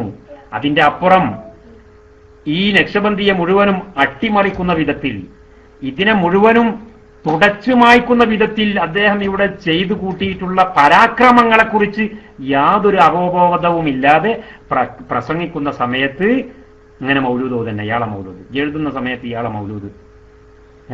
എന്നിട്ട് സാധാരണക്കാരായ ചെറുപ്പക്കാരാ മാഷാള്ള വലിയ മഹാൻ തന്നെയായിരുന്നു. സംഗതി എന്തായ ചെറിയ കുഴപ്പങ്ങളൊക്കെ അയാൾക്ക് ഉണ്ടായിരുന്നു, ശരിയാണ്, എന്നാലും വലിയ മഹാനായിരുന്നു. അതുകൊണ്ട് അയാളെ പുസ്തകങ്ങളൊക്കെ വാങ്ങണം, വായിക്കണം, പ്രചരിപ്പിക്കണം.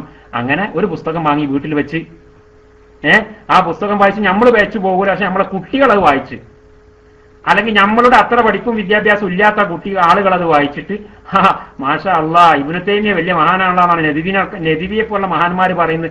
അപ്പൊ പിന്നെ സമസ്തക്കാർ തീവ്രവാദികളാകുന്നു. ഉണ്ടോ? അങ്ങനെയാണ് ആധുനിക തലമുറയിൽ പൊട്ടിപ്പുറപ്പെട്ടിട്ടുള്ള ഉൽപ്പതിഷ്ണുക്കളിൽ വലിയ ഒരു ശതമാനം ഉൽപ്പതിഷ്ണുക്കൾ ഈ ശുബ്ഹത്തുകൾ കേട്ടിട്ട് വന്നവരാണ്. അതുകൊണ്ട് അതിനെ ട്രീറ്റ് ചെയ്യണം. അള്ളാഹു സുബ്ഹാനഹു വ തആല അതിനൊക്കെ തൗഫീക്ക് ചെയ്യട്ടെ. ഇനി മൈക്കെടുത്തിട്ട് സംസാരിക്കാൻ പറ്റിയ ആളുകൾക്കൊക്കെ സംസാരിക്കാം.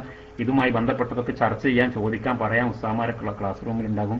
ഞാൻ കുറച്ചൊരു ഫ്രീ ആയതുകൊണ്ട് മൈക്കിൽ കൂടുതൽ സമയം ചെലവഴിച്ചു എന്നേ ഉള്ളൂ. അള്ളാഹു തആല നമ്മൾ പറഞ്ഞതിനെല്ലാം ഒരു സ്വാലിഹായ അമലായി നമ്മിൽ നിന്ന് കബൂലാക്കുമാറാകട്ടെ.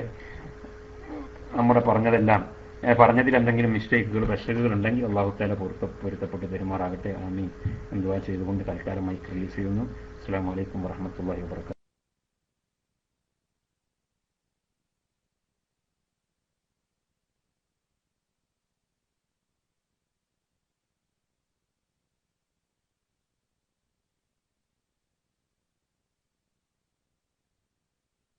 ഉറക്കാനും നിലയുറപ്പിക്കാനുമാണ് ദൈവബന്ധികൾ ശ്രമിക്കുന്നത്. ഉത്തരേന്ത്യയിലെ സുന്നി ശക്തി, ഉത്തരേന്ത്യയിൽ സുന്നത്യമായത് പറയുന്ന ആളുകൾ, അവർക്കെതിരിൽ പ്രവർത്തിക്കുക എന്നുള്ള പരിപാടിയാണ് ദൈവബന്ധികൾക്കുള്ളത്.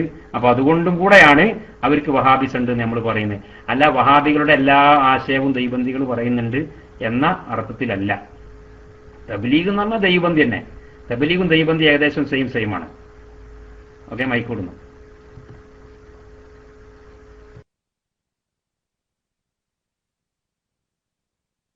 ഹലോ, അസ്സലാമു അലൈക്കും. അതുപോലെ തന്നെ ഈ കൊക്കണ ഏരിയകളിൽ ഇവർ ദൈവബന്ധികൾ ഇവർ വളരെ ശക്തമായിട്ട് പ്രവർത്തിക്കുന്നുണ്ട്. കാരണം പണ്ട് അവിടെ സുന്നികൾ കൂടുതൽ ഉണ്ടായ സ്ഥലമാണ്. ഷാഫി മദ്ഹബായ സുന്നികൾ ഉണ്ടായ സ്ഥലത്തേക്ക് ഇപ്പൊ ബോംബെ കൊക്കണ ഏരിയകളിൽ, ബോംബെ തന്നെ ഒരുപാട് രത്നാഗിരി എന്നുള്ള സ്ഥലങ്ങളിലൊക്കെ ഇപ്പൊ നമ്മുടെ പ്രവർത്തനങ്ങൾ, പ്രത്യേകിച്ചിട്ട് ഞാൻ അതിന് ഒരുപാട് ആൾക്കാർ ആ ഭാഗത്തുണ്ട്. അപ്പൊ അവരൊക്കെ ഇപ്പൊ ഇവരുമായിട്ട് കൂടുതൽ അടുത്തിട്ട് അവരിപ്പോ നിസ്കാരത്തിന് ശേഷമുള്ള ദുആ, അതില്ലാതായി, പിന്നെ അവര് സിയാറത്തിന് പോക്ക്. അപ്പൊ അവരൊക്കെ ഈ ദൈവബന്ധികളാണ്. അപ്പൊ അവരിപ്പോ ആ അവസ്ഥയിലേക്ക് പോകുന്നുണ്ട്. ഇത് രണ്ടും എന്താണ്, അതെന്താ അങ്ങ് സംഭവിച്ചു നടക്കുന്നത്? അപ്പൊ അത് ഹിഫ്ദുൽ ഹദീസിന്റെ അതേ അവസ്ഥയിലേക്ക് പോവുകയാണോ എന്ന് സംശയിക്കുന്നു. ഇപ്പൊ അവർ തുടങ്ങിയിട്ടുള്ളത് ഹിഫ്ദുൽ ഖുർആൻ കോളേജ് എന്ന് പറഞ്ഞിട്ട് തുടങ്ങിയിട്ട് കുട്ടികളെ പഠിപ്പിച്ചിട്ട് ആ കുട്ടികളെ ഇങ്ങനെ ഈ അവസ്ഥയിലേക്ക് എത്തിക്കുകയാണ്. അവിടെ ഒറിജിനൽ സുന്നികൾ ഉണ്ടായ സ്ഥലമൊന്നും അവർ അധിക സിയാറത്തിന് പോകുന്ന ആൾക്കാരും ആയിരുന്നു. ഓക്കെ, അസ്സലാമു അലൈക്കും.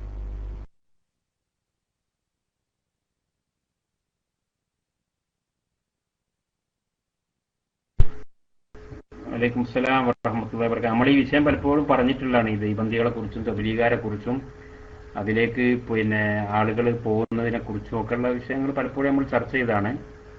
അത് ഇവിടെ ഒരു പ്രധാന ഒരു വിഷയമായിട്ട് ഇപ്പോൾ ചർച്ച ചെയ്യേണ്ട ആവശ്യമുണ്ട് എനിക്ക് തോന്നുന്നില്ല. നിങ്ങൾ പറഞ്ഞ പോലെ തന്നെയാണ് സംഗതി. എനിക്കും തന്നെ ഇവിടെ പല അനുഭവങ്ങളുണ്ട് തബ്ലീഗ് ജമാഅത്തുമായിട്ട് ബന്ധപ്പെട്ടപ്പോൾ. ഞാൻ നേരത്തെ പറഞ്ഞില്ല, ഈ ഖാദിയാനിക്ക് പോകുന്നത് തബ്ലീഗിൽ പോയിട്ടുള്ള ഒരു ഇൽമും ഉണ്ടാവില്ല. ദീനിയായിട്ടുള്ള ഒരു ഇൽമും അവർക്ക് ഉണ്ടാവില്ല. ഓലിപ്പോൾ കാര്യമായിട്ട് ഓരോ പരിപാടി എന്താണെന്ന് വെച്ചാൽ ഓർക്ക് ഇങ്ങനെ ഫീ സബീലിൽ നടക്കണമല്ലോ, ഫീ സബീലിൽ നടക്കണം. അപ്പൊ എന്താ ഈ നടക്കുന്ന സമയത്ത് എന്തെങ്കിലുമൊക്കെ പറയണ്ടേ? എന്താ പറയാ? ഏതെങ്കിലും ഒരു കിതാബ് എടുത്തിട്ട് പറയാൻ പറ്റുമോ? ഇല്ല, കാരണം കിതാബിലൊക്കെ സുന്നത്തമായിട്ടല്ലേ ഉള്ളത്. അങ്ങനെ അവസാനം എന്തെങ്കിലുമൊക്കെ പറയണ്ടേ എന്ന് കരുതിയിട്ട് അവർ കൈ പിടിക്കുന്ന ഒരു സാധനമാണ് ഇമാം നവവി റളിയല്ലാഹു അൻഹു തങ്ങളുടെ റിയാദുസ് സാലിഹീൻ. ഈ റിയാദുസ് സാലിഹീൻ എടുത്ത് ഇങ്ങനെ നടക്കല. എന്നാൽ റിയാദുസ് സാലിഹീൻ ശരിക്കും പഠിക്കോ? അത് പഠിക്കൂല. അതിങ്ങനെ ബാഹ്യമായിട്ട് ഇങ്ങനെ പറഞ്ഞാൽ നേരം പോക്കിന് വേണ്ടി ഓരോ കൂട്ടത്തിലുള്ള ആളുകളുടെ ഇങ്ങനെ വലച്ചു കൊണ്ടിടക്കാൻ വേണ്ടിയിട്ട് അങ്ങനെ നടക്കും. അത്രയേ ഉള്ളൂ. അതേസമയത്ത് ഒരു ഡീപ്പായിട്ട് പഠിച്ചിട്ട് അതിൽ പറയുന്ന ഈമാൻ കാര്യം ഇന്നതാണ്, അതിൽ പറയുന്ന ഇസ്ലാം കാര്യം എങ്ങനെയാണ്, അതിൽ പറയുന്ന തസവുഫ് ഇങ്ങനെയാണ്, അങ്ങനെ പരിപാടിയില്ല. അങ്ങനെ പരിപാടി ഇല്ലാത്തതുകൊണ്ട് തന്നെ ഇൽമു എന്ന് പറഞ്ഞ സാധനം വകുപ്പിനില്ല. ഇൽമു എന്ന് പറയുന്ന സാധനം തന്നെ വകുപ്പിനില്ല. എങ്ങോട്ടേക്കും ചാഞ്ഞു പോകാം.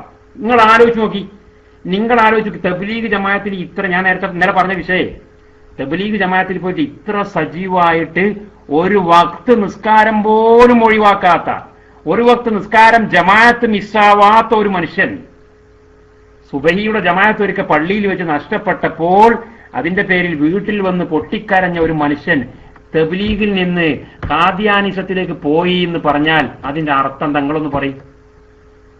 എന്താണ് അതിന്റെ അർത്ഥം? മുഖിന്റെ ഉള്ളില്, തലച്ചോറിന്റെ ഉള്ളിൽ ഒന്നുമില്ലായിരുന്നു എന്നല്ലേ? ഇതിങ്ങനെ മുമ്പിലെ മൊല്ല പറയുന്നത് പോലെ എന്ന് പറഞ്ഞില്ലേ, മുമ്പിലെ മാപ്പിള പറയും പോലെ അങ്ങനെ നടന്നതിന്റെ പേരിലല്ലേ ഖാദിയാനി പോയത്? പെട്ടെന്നൊരു സുപ്രഭാതത്തിൽ ഖാദിയാനിന്റെ പ്രസംഗം കേട്ടു. പെട്ടെന്നൊരു സുപ്രഭാതത്തിൽ ഖാദിയാനി പറയുന്നത് കേട്ടു, ഖാത്തിമുൻ നബി എന്ന് പറഞ്ഞാൽ അവസാനത്തെ പ്രവാചകൻ എന്ന് തന്നെ അർത്ഥം വെക്കണ്ട, വേറെ നബി വരുന്നതിൽ കുഴപ്പമൊന്നുമില്ല എന്ന് അടിച്ചു വിട്ടു. അത് കേട്ടു. അതിന് ശുഭത്തായിട്ട് ഇയാളെ തലച്ചോറിന്റെ ഉള്ളിൽ കുടുങ്ങി. ജവാബ് ഇല്ല, ഖാദിയാനിയായി പോയി. ആര്? ഒരു സാധാരണക്കാരൻ, ഒരു കുടിയനല്ല, പള്ളിയിൽ നിന്ന് എഴുന്നേറ്റ് പോരാത്തവൻ. അറിയോ? പേച്ചു പോയി. അതാ ഞാൻ പറഞ്ഞത്, വിവരം എന്ന് പറഞ്ഞാൽ തൊട്ട് തീണ്ടിയിട്ടില്ല. എന്നിട്ട് കുറെ അമല് ഫീസബീലില്ല അമല്. ഈ ചങ്ങാതിമാർക്ക് അറിയോ അമലിന്റെ ഷർത്താണ് ഇൽമ്? അത് ഇവർക്കറിയോ? അതറിയില്ല.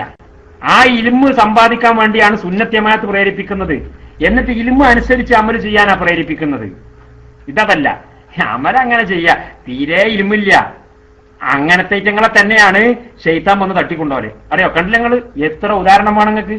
1, 2, 3 അല്ല, എത്ര പിന്നെ ഖാദിയാനിന്റെ മൗലവിമാര്, വലിയ ടോപ്പിലുള്ള മൗലവിമാര് ഈ തബ്ലീഗൊന്നും മുജാഹിദൊന്നും പോയത് വിവരമില്ലാത്തതുകൊണ്ട്, സുബഹത്തിന് മറുപടി തരാൻ പറ്റാത്തതുകൊണ്ട്. ആർക്കും പറ്റൂല. മുജാഹിദിൽ നിന്ന് ഖാദിയാനിയിലേക്ക് പോകാത്ത മൗലവിമാരുണ്ടല്ലോ, അതാണ് ഞാൻ പറഞ്ഞത്. മുജാഹിദിൽ നിന്ന് ഖാദിയാനിയിലേക്ക് പോകാതെ ഇപ്പം മുജാഹിദായി തന്നെ നിൽക്കുന്ന മൗലവിമാരുണ്ടല്ലോ, മൗലവിമാർക്ക് പോലും ഖാദിയാനികളുടെ സുബഹത്തിന് മറുപടി തരാൻ കഴിയൂല എന്നുള്ളത് ഞങ്ങൾക്ക് ഇവിടെ മനസ്സിലായി. കാരണം ഈ എനിക്കുണ്ടായ അനുഭവം പറഞ്ഞില്ലേ, ഈ അനുഭവത്തിൽ നിന്ന് ആ സ്ത്രീ പറയാണ്, ഞാൻ എന്റെ ഭർത്താവിനെയുമായിട്ട് ഈജിപ്തിലുള്ള മിക്ക മുജാഹിദ് പുരോഹിതന്മാരുടെ അടുത്തേക്കും പോയിട്ടുണ്ട്. ഒരു മൗലവിക്കും ജവാബ് കൊടുക്കാൻ പറ്റിയിട്ടില്ല. എന്തേ? തലച്ചോറിന്റെ ഉള്ളിൽ സാധനമില്ല. എന്ത് മാത്രമേ അറിയുള്ളൂ? ഇസ്തിഗാസ ശിർക്കാന്ന് പറയാൻ മാത്രമേ അറിയൂ. അതെന്നെ സമർത്ഥിക്കാറില്ല. ഇസ്തിഗാസ ശിർക്കാണ്, ഖബർ കെട്ടിപ്പൊക്കല് വിദഅത്താണ് എന്ന് വാചകമടിക്കാനല്ലാതെ ഒന്നും സമർത്ഥിക്കാൻ അറിയില്ല.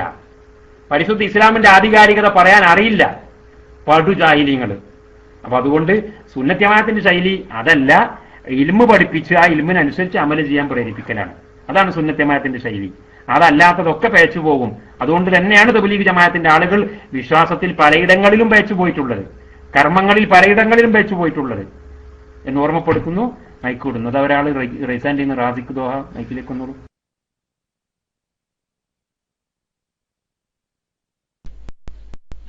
അസ്സലാമു അലൈക്കും ഉസ്താദ്, എനിക്കൊരു ചെറിയൊരു സംശയമുണ്ട്. എന്താ വെച്ചാൽ ആദം നബിയുടെ വഫാത്തുമായിട്ടുള്ള ഒരു സംശയമാണ്. ആദം നബിയുടെ വഫാത്തിന് ശേഷം ആദം നബിനെ എങ്ങനെയാണ് മറവ് ചെയ്തതെന്നും ആരാണ് മറവ് ചെയ്തതെന്നും ഞാൻ കേട്ടത് ഖിളിർ നബിയാണ് മറവ് ചെയ്തതെന്നാണ്. അപ്പൊ അതിനെ കുറിച്ചിട്ട് ചെറിയൊരു ഡിസ്ക്രിപ്ഷൻ തന്നാൽ വലിയൊരു ഉപകാരമായിരുന്നു. അസ്സലാമു അലൈക്കും.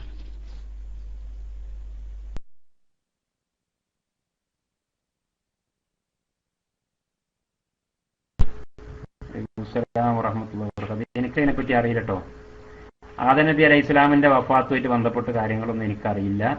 ആര് മറവ് ചെയ്തു, എവിടെ മറവ് ചെയ്തു, അതിനെക്കുറിച്ച് എനിക്കറിയില്ല. അറിയുന്ന ഉസ്താദന്മാരോ അല്ലെങ്കിൽ ആരെങ്കിലും ഉണ്ടെങ്കിൽ അവർക്ക് മറുപടി പറഞ്ഞു കൊടുക്കാവുന്നതാണ് എന്ന് ഓർമ്മപ്പെടുത്തും. നമ്മൾ അറിയാത്ത കാര്യം വെറുതെ സമയം വേസ്റ്റാക്കേണ്ട ആവശ്യമില്ലല്ലോ. മൈക്ക് റിലീസ് ചെയ്യുന്നു.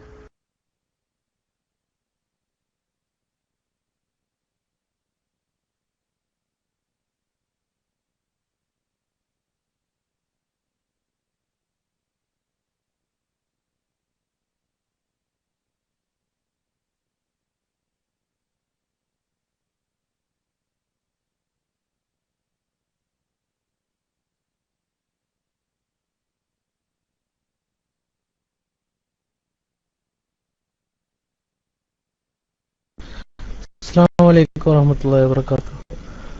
ഞാൻ അദ്ദേഹം മൈക്ക് എടുക്കാത്തതുകൊണ്ട് എടുത്താണ്. അദ്ദേഹം ടെക്സ്റ്റ് ഒക്കെ അടിച്ചിരുന്നു, പക്ഷെ മൈക്ക് എടുക്കുന്ന റൈസാൻ ചെയ്തൊരു ഡൗട്ട് അറിയിട്ടിട്ടുണ്ടാവും, അതുകൊണ്ടായിരിക്കും എന്ന് പ്രതീക്ഷിക്കുന്നു. അപ്പൊ ഉസ്താദ്, അതായത് നമ്മളെ ഞാൻ പറയുന്നത് കേൾക്കുന്നില്ലേ? കുറച്ചുകൂടെ ഞാനും ഡി സി ആയ. ഓക്കെ ഉസ്താദ്, പിന്നെ അതുപോലെ തന്നെ ഈ നമ്മുടെ നാട്ടിലെ വഹാബികളും ഈ കാദിയാനികളും തമ്മിൽ എന്തെങ്കിലും കാര്യത്തിൽ ടച്ചിങ് ആയിട്ടോ, അതായത് ഇപ്പൊ നമ്മളും ഈ വഹാബികളും നോക്കുകയാണെങ്കിൽ, അതായത് ഇവര് 100 എന്നുള്ള രീതി, ഇന്നലെ ഉസ്താദ് പറഞ്ഞതേ കേട്ടു, 100 എന്നുള്ള രീതിയിൽ നമ്മൾ തമ്മിൽ ഡിഫറൻറ്റ് ഉണ്ടാവും, അവരും നമ്മളും തമ്മിൽ. അപ്പോ ഈ കാദ്യാനികളും നമ്മുടെ നാട്ടിലെ വഹാബികളും തമ്മിലുള്ള എന്താ പറയാ ഏതെങ്കിലും കാര്യത്തിലുള്ള കണക്ഷന് അതൊന്ന് ഉസ്താദ് ഒന്ന് വിശദീകരിക്കുകയാണെങ്കിൽ, അവർ തമ്മിലുള്ള ഡിഫറൻറ്റുകൾ ഒന്ന് ഉസ്താദ് ഒന്ന് വിശദീകരിക്കുന്നത് നന്നായിരിക്കും. ഞാൻ മൈക്ക് റിലീസ് ചെയ്യുന്നു. അസ്സലാമു അലൈക്കും വറഹ്മത്തുള്ളാഹി വബറകാതുഹു.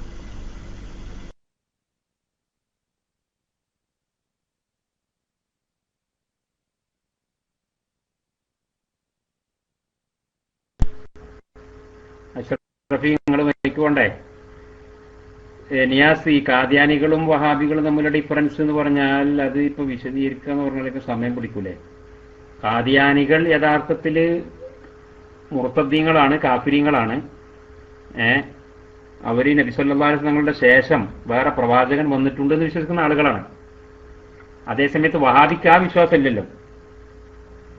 അത് ഒരു ചെറിയ വിശദീകരണത്തിൽ ഞാൻ ഒതുക്കുകയാണ്. പരത്തി പറയുകയാണെങ്കിൽ ഒരുപാട് പറയാനുണ്ട്. ഇന്നലെ തന്നെ ഞാൻ പലപ്പോഴും സൂചിപ്പിച്ചിട്ടുണ്ട്. ദയൂബന്ദി മൗലവിമാരി എഴുതിയ ഒരു ആശയം ഖാദിയാനികൾക്ക് പ്രചോദനമായിട്ടുണ്ട് എന്നുള്ളത് ഞാൻ ഇന്നലെ പറഞ്ഞില്ലേ. ഖാത്തമുൻ നബീൻ എന്ന് പറഞ്ഞ ആശയത്തിന്റെ അർത്ഥം നിങ്ങൾ സുന്നികൾ വിശ്വസിക്കും പോലെയുള്ള അർത്ഥം തന്നെ വെക്കണം എന്നില്ല, അവസാനത്തെ പ്രവാചകൻ എന്ന അർത്ഥം തന്നെ വെക്കണം എന്നില്ല, മറിച്ച് സമ്പൂർണനായ പ്രവാചകൻ എന്ന അർത്ഥം വെക്കുകയാണ് ഏറ്റവും ഫിറ്റ്. അപ്പൊ പിന്നെ വേറെ ഒരു പ്രവാചകൻ ഈ പ്രവാചകന്റെ ശേഷം വന്നു എന്ന് കരുതിയിട്ട് കുഴപ്പം വരുന്നില്ല എന്ന് ദയൂബന്ദി നേതാവ് ഖാസിം നാനൂത്തവി തന്റെ തഹദീറുൻ നാസ് എന്ന കിതാബിന്റെ 113 പേജിൽ എഴുതി വച്ചിട്ടുണ്ട് കേട്ടോ. ആ ഉദ്ധരണി തബ്ലീഗുകാർക്ക് എന്നും ഒരു പ്രചോദനാണ്. തബ്ലീഗുകാരുടെ പുസ്തകത്തിൽ അവർ ഇത് കോപ്പി പേസ്റ്റ് ചെയ്തിട്ടുണ്ട്, കണ്ടത് ഞങ്ങൾ മാത്രം പറയുന്നതല്ല എന്ന് പറഞ്ഞിട്ട്. പക്ഷെ എന്ന് വെച്ചിട്ട് വഹാബികളും ദൈബന്ദികളും കാദ്യാനികളാണ്, അതുകൊണ്ട് ഓരും കാഫിരിങ്ങളാണ് എന്ന് നമ്മൾ പറയേണ്ട ആവശ്യമില്ല. അത്ര ആ വിഷയത്തിൽ സൂചിപ്പിക്കുന്നുണ്ട്. അഷ്റഫി മൈക്കിലേക്ക് ഒന്നുകൂടി ഒന്ന് ചോദിക്കണ്ടെങ്കിൽ.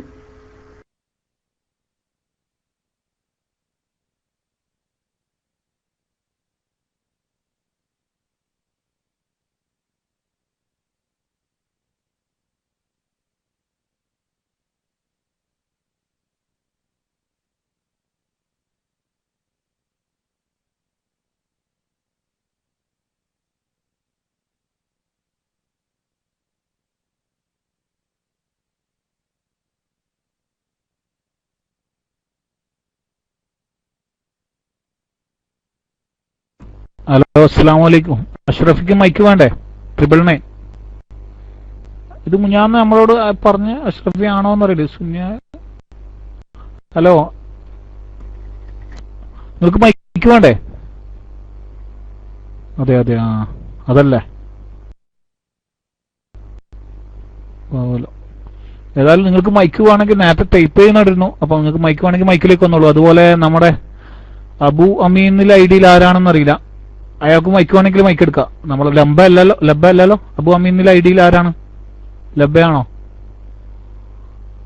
എനിക്ക് തോന്നുന്നു ലബ്ബയാണോ, സംശയമുണ്ട്. അങ്ങനത്തെ ഏതൊരു ഐഡിയിലാണ് ലബ്ബ മൗലവി വരുത്ത്. ഓക്കെ, പക്ഷെ അഷ്റഫിക്ക് മൈക്ക് വന്നു.